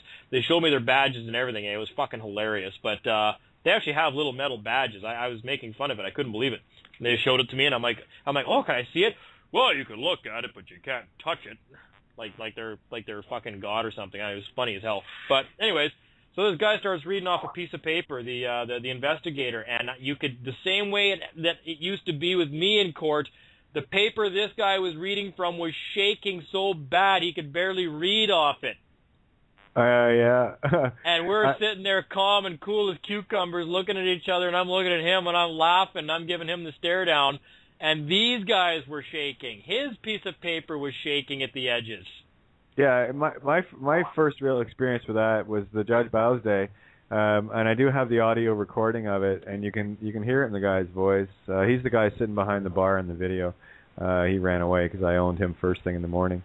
But he was trying to get me out of the courtroom, and he's standing in the hallway, and he's shaking like a leaf. And you could see the frustration building because he knew he couldn't do a damn thing. And I wouldn't leave the courtroom. He was trying to get me out of the courtroom, out of the jurisdiction, and I wouldn't have been let back in. But I held the ground. That was a 7.5-hour day that day. It was beautiful. And I just wish I had that on. I have the audio of it, but I wish I had that in video, as well as the second interaction when we had to go to break, making sure that the ground was still mine and that he understood me, and yeah, he did. And yeah, it was quite a learning curve. Never expected to be what it is, but it is what it is. But anyway, carry on. Get right in there, people. Enjoy it. Exactly. Go and have some fun. You know, I was just trying to clarify a mistake. There weren't even tickets involved. That was. Oh, hey, Kate. Yeah. Let me share something with you. I got a sweetie from California. She called me, and I said, because I like to be inventive. I use my brain. I actually use that thing that's 2 feet above my navel, and it's that lump, it's above my head. Anyways, we got to talking, and I said, let's have some fun, because she's pretty sharp. She's, she's college educated, but those are the ones that usually have the most problems with getting my concepts. But anyways, I said, let's have some fun. I said, I want you to go ahead and copy off all the bonds, and I want you to, because she wants to do it, she wants to do something in the mail. I said, I never do anything in the mail. I always do it in the face. But I says, she basically gave to me and said, well, I would just like to open the door so it mandates that I have to go in there physically to go settle the damn account. I says, you know what? That's a really good idea. So, we got some smart people out here who are paying attention. So I says, you know what? You're going to shake the tree because she's going to be asking for the hazard bond on the deal, and we know we're not going to get it. But this is about having some fun, and see, she gets my mind. And I says, you know what? This is a very good idea. That's called creativity, and I love it. I says, yep, and I want you to send the 24, the 25, and the 25A just blank, so they really know that you know. I said, so anyways, so the ticket will get waylaid or kicked down the road or whatever. I said, sweetheart, we don't care if it gets kicked down the road because now you've got a purpose in life because now you can go take those blank documents and get your custom. Matter of fact, she's going to get her birth certificate bond at the same time. So you're going to go settle that account. But first we want to find out if we can find that hazard bond because we wouldn't want to be flying without a net. So she's already asking for that as well. I says, man, this is fun. I like this. I says, we can go and really have some fun because now she's asking for not only the crap they fill out in the back room, but she's asking for the damn hazard bond. I'm sure they'll disappear for the lousy $63 because she's touching upon a subject that you're not supposed to know about. So anyways, I told her to send it, and I says, let me know what the response is when they come back because I know it's going to be they don't respond. But then you can get to go and do your FaceTime and really have some fun because nobody responded to your mail in kind. I said, because they're never gonna. I said, but now it gives you a purpose in life to go through the side door and play whack-a-mole. This is great. I think it's beautiful. And for those that really don't want to do that face-to-face sort of thing, and I know it's not comfortable for many, here's just something, and this is testing the waters. And again, people say, well, what'll happen? I said, I don't know. Do it and see what happens. That's what we did. We just did get things, a spine, people. Be inventive. Be creative. This is, you know what? Everybody's got to get their paradigm right, Kate. That's all it's about. This is fun to me. I mean, folks, this is really fun if you get your mind right. Because, hey, you're going in love and harmony to go settle the damn account. Now you got a purpose in life to go there because, hey, you're asking, they're not telling. Well, guess what? Now you got to go get some FaceTime. Well, damn it, man, I got to go get some FaceTime to settle this stinking account. Folks, this is fun time. Snap out of it. What do people think is going to happen when they start asking questions? Like, are they going to pull out an Uzi a taser and blow your head off? Well, okay, no, they're not going to do that. Are they going to throw you in jail for the rest of your life for asking a question? No. What are people afraid? Oh, they're going to make it worse for me. Okay, believe me, with the level of contempt I've shown them over the years and the stuff that I have done and the antics that I have displayed in court, if they don't throw me in jail for the rest of my life, they're not going to do anything to you. Exactly. And a lot of that conditioning comes out of school, you know, when you put your hand up and ask a question and the teacher snaps at you and stuff like that. But here's something for let's just we'll focus on Americans right now, because right now we got the Americans outnumbered on the show, Dean. It's oh yeah. Oh, and for people out there too, if don't be afraid to tell those people, hey, don't you dare talk down to me. Yeah. And they give those snide remarks like, oh, you're one of those street men or something like that. Say, excuse me, did you just profile me? Are you talking down to me? Yeah. Who do you think you are? Don't you dare talk down to me. Young man. Yeah. Or young lady. Now, you're a public servant. The second word is servant. Hello. The operative word is servant. Yeah, exactly. Now, this is for the Americans that if they don't want to go into court and whatever. You've heard Peter talk about it many times. Here's a way to test the waters. If you want to just have some fun, and you don't even have to go in. What you need to do is print off blanks of the SF-24, 25, 25A. 25A. 273, 274, 275, which is a Miller Reinsurance, and your standard for 28, which is the surety bond. And they're going to say, how the hell do they know to send all these documents to me? That's what I guarantee you. It's going to be like you came to the party and you pooped. Yeah. You pooped in the punch bowl. It's beautiful. Well, what I was going to suggest is just do a little handwritten note. Say, listen, this is in regards to case file number blah blah blah. I'm just sending the required forms for whoever is making the claim against me because I want to make sure that whoever's making this claim can actually back it up. It's one of the 10 maxims, commercial maxims. I just want to make sure that that someone's not going to maybe commit identity theft on me and fraud and use my bond because I have mine here and I'll bring it in with me, no problem, to settle the account. Just a little note like that. Very good. Yeah, you can be creative. That's what I'm saying. We put the information out, folks. You can have some fun with this. You really can. And believe me, when you start bringing up the birth certificate, bond, the custom, and all this other stuff, they're going to say, you know what, it's only a $65 ticket, and we're going to draft them for performance and make all this extra money.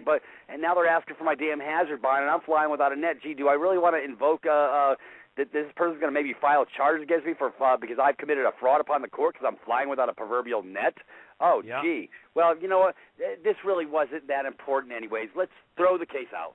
There you go. Now, let's also keep in mind, though, that when they get the plea from you and you settle the accounts, which I think I brought this up last time, which is why I'm not a big fan of settling the accounts. I'm not telling anybody to plea anything, brother. No, there's nothing. Dean, that doesn't happen. The whole thing, we don't plea. You're just going in to settle the account before it goes to fruition finality with the judge. I'm telling them to circumvent getting to the judge. You know what I'm saying? You want the only thing I'd be leery about with settling the accounts, though, is that you're still authorizing them to access the trust to pay the DA, to pay the courts, to pay all the fees and behind the scenes. The fine is just a fine, but the fees also get billed in the background, and that's going to be tens of thousands of dollars. No, I realize that. Dean, you're missing everything I'm saying here, bro. Yeah, I'm on a different page. I'm on the Peter page. It's all good. Yep. What I'm saying here, this is what I'm doing. This is the short tour.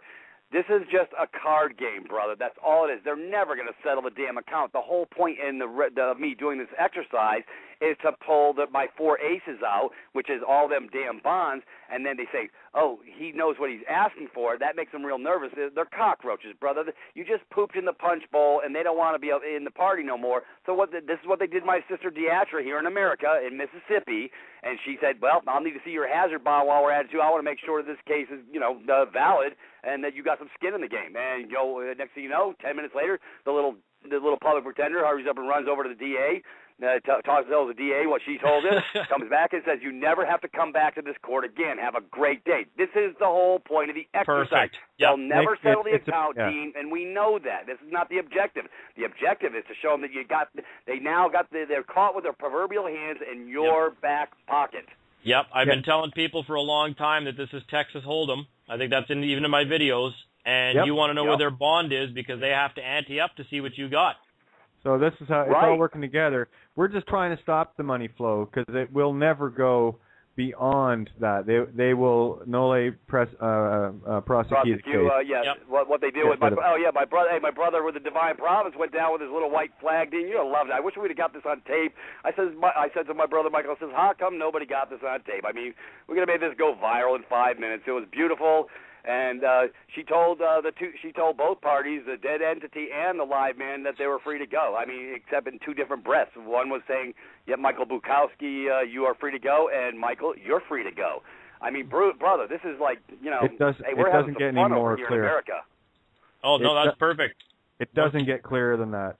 Once again, and you know this one, Kate, if you're not having fun, yeah, you're not doing wrong. it right.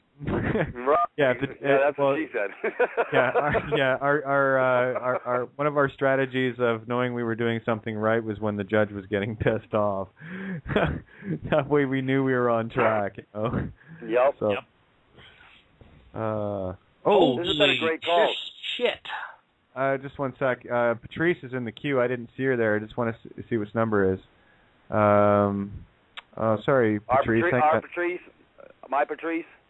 DHS intimidation. Yes, here we go. I gotta get Patrice in here. One sec. DHS, yeah. I'm pretty sure it's the. See if. 480. That's got to be it, or 401. Yeah, that's Patrice. Patrice, you're on the line, hon. Sorry about that. Didn't see you. You just it's been jumping all over the map here tonight. Can you hear me? Yeah, you're there. We can hear you now. Okay. You're scared of talk slow. You're not allowed to talk fast because you got some slow people on the phone. Yeah, but I tried to dial in 15 minutes ago, so now I'm halfway there. So yeah, I had another little episode today. Kate knows about it a little bit, and there was a new update, Kate. I'm just not having it anymore with these people that don't want to listen. I had an episode. I've been trying to get a part-time job for about a month, been put through the ringer. I've been jumping through all their little hoops. And, you know, you have to fill out this, you got to fill out that, who are you, how many times a day do you pick your nose, all that stuff, right? So fine. Yeah. You know, I more or less comply with everything. And I had talked to someone at DP, you know, about the W-4. He said just put exempt, you know, you don't need to enter that contract, fine. That they didn't have any problem with that. Then when we got to the ID stuff, they started in with this whole I-9. You got the Chinese menu, one from column A or one each from column B and column C. You know, as far as who are you and, you know, what are you doing? So I have multiple issues with this job application, not the least of which is the identification process. So they send me a form, I have to fill it out, I have to go and get it notarized that I'm showing so I show my column B driver's permit and column C social security number, right? Like, because they can have it, I don't really care, I'm not using the number on the front. And so I notarize that, I sign that, box it, you know, and fax it off to the number on the page. Wow, the IDs didn't come out clearly. We can't really see what you sent on the fax. Can you please go and scan it and then email attached to us what you notarized, what you had notarized as far as IDs? And I said, sure, no problem. So I go to a local copy shop. Can you scan this for me? Yes, fine. Scan it, email it, boom, PDF, boom. So now I have, but right before I said, wow, okay, before I had her scan it, see, now my head was going. I said, well, wait a second, before you scan it, I said, this was already notarized yesterday in blue, I signed it and everything. I said, but now that this is a new transaction and we're scanning it and not faxing it according to the original instructions, I should just wait a second. So I get my little trusty red ink pad out, which Kate, you're laughing because I carried it with me yesterday with the mail. So I have an update to the postal mail thing signature too, because I refused to sign a certified mail and I used my red thumb. That's another little story I can give people what to do on that. So I happen to have my trusty red ink pad. I put the thumbprint. I said, okay, now you can scan it, right? So she said, okay. So she scans it in full color. I email it off. A couple of hours later, I get a phone call. Oh, no, this simply won't do. Where is this driver's permit from? We've never seen anything like this before. I've been in HR for years and processed hundreds of, I've never seen anything like this before. I said, well, I understand it's unusual, it's rare, there's only a few hundred people of us, but there's more, and so you probably ought to get acquainted with it And so, let's move past the discomfort. And what do you need to have in order to verify my persona, right? So, I said I met your requirements. She said, "Oh no, I can't accept this identification. I'm going to have to call you back." And I said, "Okay, call me back." Right? She gets on the line with a second person. So now we've got the Weingartner witness person. So now there's two people on the phone. Where is this from? Why are you sending this? I said, "Okay, look," I said, "are you really that uncomfortable?" I said, "Because I'm going to send you," I said, "I'll send you the back. I have copies with the front and the back, and I'll send you another piece of my identification." And, like that. And she goes, they were getting very nervous. So I said, I'll send you a little bit more and a few suggestions on how you can do your part to verify this. I said, because I'm meeting your requirements from column B and column C. And I said, quite frankly, I haven't had any problems. I've rented a truck, gone to the post office, gone to a notary, at the bank, this, that, and the other thing, and nobody seems to have trouble with this driver's permit. I said, you're the first one who's actually giving me cause for concern. So she said, "Oh, well, send me more information, and we'll check into it." So fine. So now we're on round 3 of the administrative procedure. So I send her the copy of the deed and copy now of Title 18, and I invite her to call the number on the back. I said, I wasn't obligated to give you the back or additional information. I said, but I'm going to provide it as a courtesy. So then oh no, she just. Now she gets into we'll get back to you. We will get back. Oh yeah, they'll get back to you now. Your next lifetime. Right, so now she goes. They're gonna research it and get back to me. So now she gets back to me, and now we've got the double people on the phone again, right? So she says, "I'm sorry, but we're just not going to be able to accept this because according to the Department of Homeland Security, blah, blah, blah," she's reading something clearly in front of her face, which, she goes, any kind of diplomatic identification has to be printed only in the new form that's been issued since December of 2011, then anything prior to 2011 is not. Listen, right? So she starts going on this path, and, can't be accepted. And I said, "Oh, well, mine's 2012. It's issued in September 2012, so what's the next obstacle?" "Oh, wow, no, we're just, the Department of Homeland Security, has us following very strict rules." And I said, "Well, I just received back my criminal background check that you did on me, and I peed in the cup, and I'll talk about that in a minute. I said, I did your drug screen. They had me sign for that, too. They had me sign for my urine. I'll get to that in 1 second. So I said, that all came clean." She goes, "Yes." I said, "So what seems to be the problem?" Right? And she goes, "Oh, no, we're going to have to get back to you." I said, "Okay, why don't you do this?" I said, "You're worried about the Department of Homeland Security?" "Yes. The Department of Homeland Security has my name." I said, "So please call them instead of threatening me with that." "Oh, no, we're not threatening you." I said, "You're not?" "Oh, no, you're being short is not very helpful. You're being awfully short, and I'm trying to help you." Right. I said, I said, "You're trying to help me?" I said, that's very interesting." I said, "Because my perspective, I'm feeling antagonized. I've jumped through hoops. This has gone on for a month. I've done everything you've asked. I've provided full disclosure.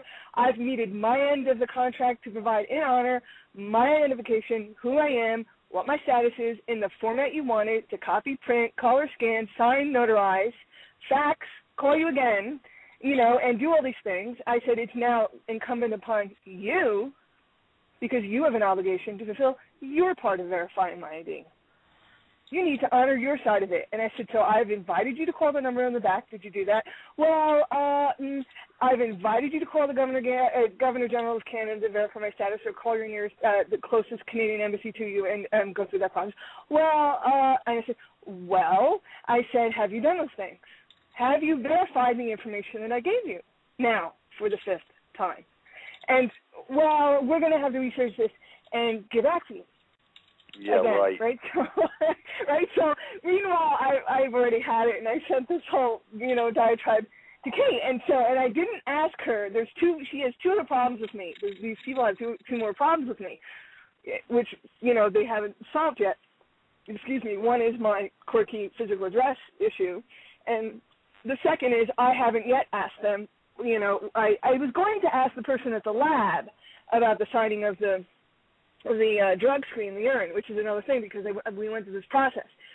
So meanwhile, so now the last iteration, Kate, to update you, because you saw the recent iteration, is she sends me back a new Chinese menu list. It says, I'm sorry, but we're not going to accept what you gave us. It doesn't fit the criteria of this list, the I-9 from DHS, and unless you provide us something that meets this list within the next 3 days, we're going to rescind our offer of employment.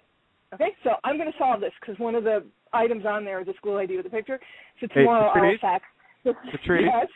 Sorry to jump in. No, this is good. We got like 6 minutes left here. I'm just going to let. I know. I tried to call in earlier.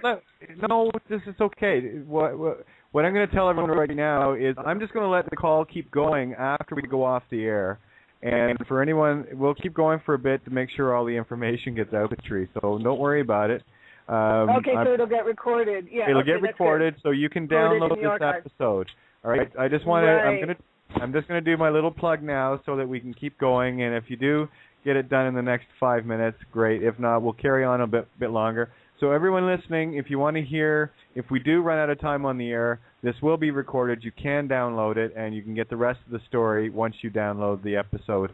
Outside the Box, 24th October. Just go to freedomreigns.us archives. And it'll be there. You can right-click it, save target as, and you'll have the rest of the show. So I will say this. I'm going to let Patrice just keep going here. And you're listening to Outside the Box on Freedom Reigns Blog Talk Radio. Patrice, and I'm going to say thanks to Dean and thanks to Peter. We're still here. We're not going anywhere. But I just want to get that out on the air. So there you go. Carry on. All right, very good. And Tony, thank you, Tony. You're so quiet. my Rosa Parks, I'm not getting in the back of the bus scenarios anymore because I seem to have a lot of them lately. So I said, well, okay, fine. So she sends me this email. Now, we're not going to accept it. We're going to rescind the offer in the next 72 hours if you don't, update it. So there will be an update by Friday, I promise you, because tomorrow I'm going to be sending her, round 5, whatever. So the other item was, I had gone, they sent me this thing, you need to go to a drug screen within 24 hours, blah, blah, blah, blah, blah. And, walk some clinic. I go to the clinic. It's, whatever. And the person said, and I said, well, I find it interesting that your clinic took the ID, the same ID that you don't want to, verify as my appointment, went right on my pee. I said, so it identified my urine, but it doesn't identify me. There's something strange about that. So when I went into the back and she had the sealed sample to make sure that it wasn't tampered with, and I had to sign that she sealed it in front of me and wasn't tampered with and this, that, and the other thing, there was an electronic signing thing, and she was clicking, so it had my signature and her signature on the screen, so I could see the computer screen, and then it had the little electronic signature grabber thing like you have at the bank. And I said, oh, no, don't click, right, because I was busy. I hate those things, so I can't sign as well as I do with the ink pen. And I said, oh, no, don't. I said, take your finger away from that mouse. And she said, why? I said, because I'm not done signing. She said, what do you mean? And I proceeded to draw a box around. Right on. I love it. Oh, yes, I did. And then she signed, right, on her thing. She had an electronic signature already embedded in the machine, so it showed my signature, her signature. She clicked to the next page. Her signature disappears. Mine gets snapped into a thing on the computer, and I almost asked her, why did mine stay and yours disappeared? But I thought, you know what, I don't have energy for this today. I'm going to leave the urine sample lady alone today because I succeeded in getting the box around before she clicked, because she was ready to click as soon as I got to the end of my signature. She was going to click and capture that. Oh, no. I said, oh, no, you take your hand off that mouse. No.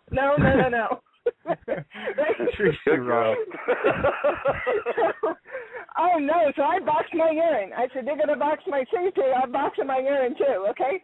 So she didn't say anything, and we didn't get into it. And she escorted me away. I'm like total Rosa Parks. I'm not getting on the bus anymore. Okay, guys, I got everyone listening. If you can't have fun, listen to what Patrice is doing. She's having a field day with these monkeys. Right. And the thumbprint. Let's talk about the thumbprint with the scanner and the going to retrieve certified mail at the postal counter. Let's go. As if I didn't already have enough with the postal counter, right? So I have this lady who's perpetrating a little bit of fraud on me in another state with a storage bin, who had altered my the name and has been trying to play games with me with a check. Okay, I don't want to go into the details, but she sent me this check. I sent it back. No, I can't have it. She sent it back again. I said, I'm not able to endorse anything. She sends it back. She goes, well, it's already made out to you, so you have to sign it, and then I can cash it and give you a money order. I said, no, I don't. I sent it back again. I said, you're going to void it, and you're going to send me a money order. Right? So that's where it went off. So she gets, now I cornered her. She sent me the money in a money order with a certified thing to sign for it. And she said, and then a long letter, I'm sending you certified mail, which means when it comes, you have to sign for this mail, and the money order is inside of it, and if the certified mail is returned to me because you refuse to pick it at the counter, I'm not sending you your money. She's like this in a written letter. She tells me all this ahead of time. I'm sending you this letter in advance to let you know in advance what's going to happen. And what's going to happen is you're going to receive certified mail, and you're going to have to sign for it. So I said, okay, fine. So I get the little slip in my P.O. box. The brown thing says you have certified mail at the counter. I said, So I take the little brown card up to the clerk who knows me, and I said, she goes, oh, you have certified mail? Yeah. She goes, I need you to sign the card. So I get my little red ink stamp out, and I put my red thumbprint on her.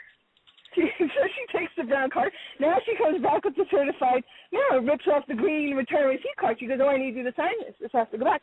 And so I take my red ink out again, and I thumbprint the green card. And she goes, did you just put your thumbprint on there? I said, yeah, I thumbprinted both of them, your card, your internal thing, and the green one that you're sending back. She goes, oh, I don't know if my scanner is going to pick that up. She goes, well, let's see. So she gets the scans what would be the signature box area of the green return receipt, and it picks up the bright red thumbprint over top the signature line. I did not send that lady my signature, who's been trying to get my signature out of me for 3 weeks now, by every means possible, including certified mail. So we will see. We will see what happens when she gets her green card back and realizes that she's a thumbprint and not my signature. All right, don't mess. Yeah, all right. We're off the air, guys, but we're keep this rolling. Because you can do it. So the scanner that if you don't want to sign, you can thumbprint on a certified we're gonna have green major card downloads off this show. I don't think they care if it's a thumbprint or a signature. As long as you made your mark, that's good enough for their purposes. Yeah, for their purposes, but the recipient, you have to understand, I'm in a little bit of a battle with her about a fraudulent thing she's done to me, and I found her out about it, and so I've been kind of squeezing her to the task. I was going to say something fresh, but I bit my tongue. So I've been squeezing her to come clean on what she did because I've caught her out. And so she's been trying to capture my signature. I don't know why, but she is. Well, I have a suspicion why, because it's a document is forged, and she said that I signed it and everything like that. So I refused to give her my signature because I have the fraudulent document in my possession that she altered. So she's been playing games with cut and paste. So I was like, oh, no, I'm not going to. But I have the money. So now guess what, guys? I have a money order in my possession. So guess what I get to do later in the week? Go back to put it in the box and cash the money order. Yes, I get to cash another money order. So we get to do round 2 of the blue box, and then I get my cash, my $100. So we'll see. I haven't done it yet. But I guess I'll tell you what, you have tales of woe, young lady. Tales of woe. It's just terrible. Oh, well, I know what to do, don't I? Because I already did it, so I'm going to do it again. I promised you guys on the last card. This is what's called being sandpaper in the machine. Yep. You're just being, instead of a machine that needs to be greased all the time, you're just a piece of sandpaper in there. And if enough people are sandpaper, the machine breaks down no matter what. Yep. So I done boxed my P, I done boxed the certified mail, I done boxed the postal money order, and I'm going to give them people with ID another round tomorrow because I'm not getting on that bus either. So that is friggin' hilarious. Yep, this is just causing so much problems for them. If everybody started doing this, they couldn't. The machine couldn't function. The whole system would just fall down. Right, and then that's right. And I'm going to tell her tomorrow. I think that your issue with the Department of Homeland Security is all set now. You should be all set. Certainly, you called them and checked on me, didn't you? She didn't. Hey, by the way, she's making. She was claiming she did. Patrice, let me say something for a second. They made a legal determination for your document, which with no authority to do so. Yeah, another Cartman thing, no authority. Well, they think they have authority, but therein lies the problem, because they made a legal determination for something that they know nothing of, and they're not even willing to reference it. So they got some other deeper issues coming about, because that might be a violation of UPU issues as well. So yeah, that's something I got to research, I guess. Yeah, you research it, because they're playing games with me, and now they think she's going to corner me that I don't have some other kind of ID, but I do. I have column B and I have column C, and I'm going to exhume and present it tomorrow. And when I exhume and present it tomorrow, I will remind her of Title 18, which I already sent, and encourage her to read it, if she didn't read it already, to read it again. And then I will say, now I've met the Chinese column choices, and so what's your next obstacle? What is your next obstacle, madame? Anyways, I got to roll. Hey, Dean, I want to catch you on the rebound sometime during the week. I know you're binded up on multiple levels, but yeah, we need to have a talk. No problem. And thanks make sure again, Dean. Make sure you bring your big cup while you're at it too.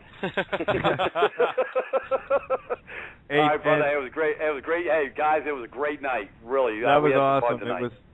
It was a great show. And Dean, I'll have to get with you about as soon as I get the documents. I've already put the call in. That was last Thursday, so I'll be giving them another call tomorrow. But I will be having a private bailiff going in, acting as a power of attorney with uniform to go pick the stuff up. They won't be able to say no. Wonderful. Anyway, all you need is a copy. You don't need no originals. Yep, I know. Just a copy. I'm getting the whole file that was there. I have everything, divorced, everything. I'm taking care of a lot of stuff. Wonderful. Yeah. Gonna have some fun. Finally, and yeah, we'll get together on a couple of tidbits of things that we need to. I want to walk this one first, and where I can get my head around it, and I can start helping others do the same. So, got to get Wonderful. people know who they are. Hey, we multiply ourselves through others. So, and that's the thing with me. I had a saying when I was 7 years old, and I remember saying it so clearly. It's, when I win, we'll all win, and that's always been my game. But Patrice, great information, hun. As always, you're a little firecracker out there kicking the shit out of the system every time. and Tony, Indeed. Tony, thank you, man. You're always there for me. So I can't say I appreciate you enough. And we'll hook up at some point tomorrow. I got to go see about my storage units that I'm not going to worry too much about. Because I'll be moving it. I won't be moving it. Allied Van Lines will be moving my stuff home, and there's going to be some compensation coming out of this too, to take care of all the damages and the thefts that they did. So, yeah, Right. Yeah, we're gonna have some fun. Lovely. And Peter, thank you. Patrice, thank you. Dean, Tony, thank you so much, guys, girls. It's all good. Let's up the rebellion. Yeah, and I'll let you guys know what the stats were after the show, but the one you were on last time, Dean, I think we had 18,000 dialed in. Wow. That's shocking, actually. Okay, no, you're making a difference. So we hit a lot of people on this show, man. That's why I want to have you here, because you're you, Peter, Patrice, Tony, Deatra, and we all get together and just start talking about this stuff. It's very candid and it's very down to earth that people can understand. It encourages them. It gives them some backbone. Yeah, it gives them. Hey, listen, we're all sitting around having a party. This is a kitchen Kaylee, and we're just normal, average, everyday people too. Right. Come to our party. It's better than theirs. Absolutely, and I can't thank you guys enough for that. And that's what brings it home. That's what really brings it home. We don't need to be the intellectuals. We just get out there and bare our hearts and show them that we do this walk. We don't talk it, we do it. But thanks again, you guys. You guys rock my world. You made a difference in my world again. Okay, well, just let me know whenever we're doing this. I'm usually around the evening now. Right. Awesome. All right. All right. Again. We'll talk to you soon. And Dean, I'll catch up with you tomorrow or the next day. And you're welcome on the show anytime, just to have these beautiful little candid chats of look what we're doing now. Yeah, there's always news. There's always going to be something new to report. So more and more every day. All right, guys. So have a Wonderful. great night, and we'll catch you on the backside. Okay. all right, have a good week, everybody. Take care. Okay. Night. Bye-bye. Bye.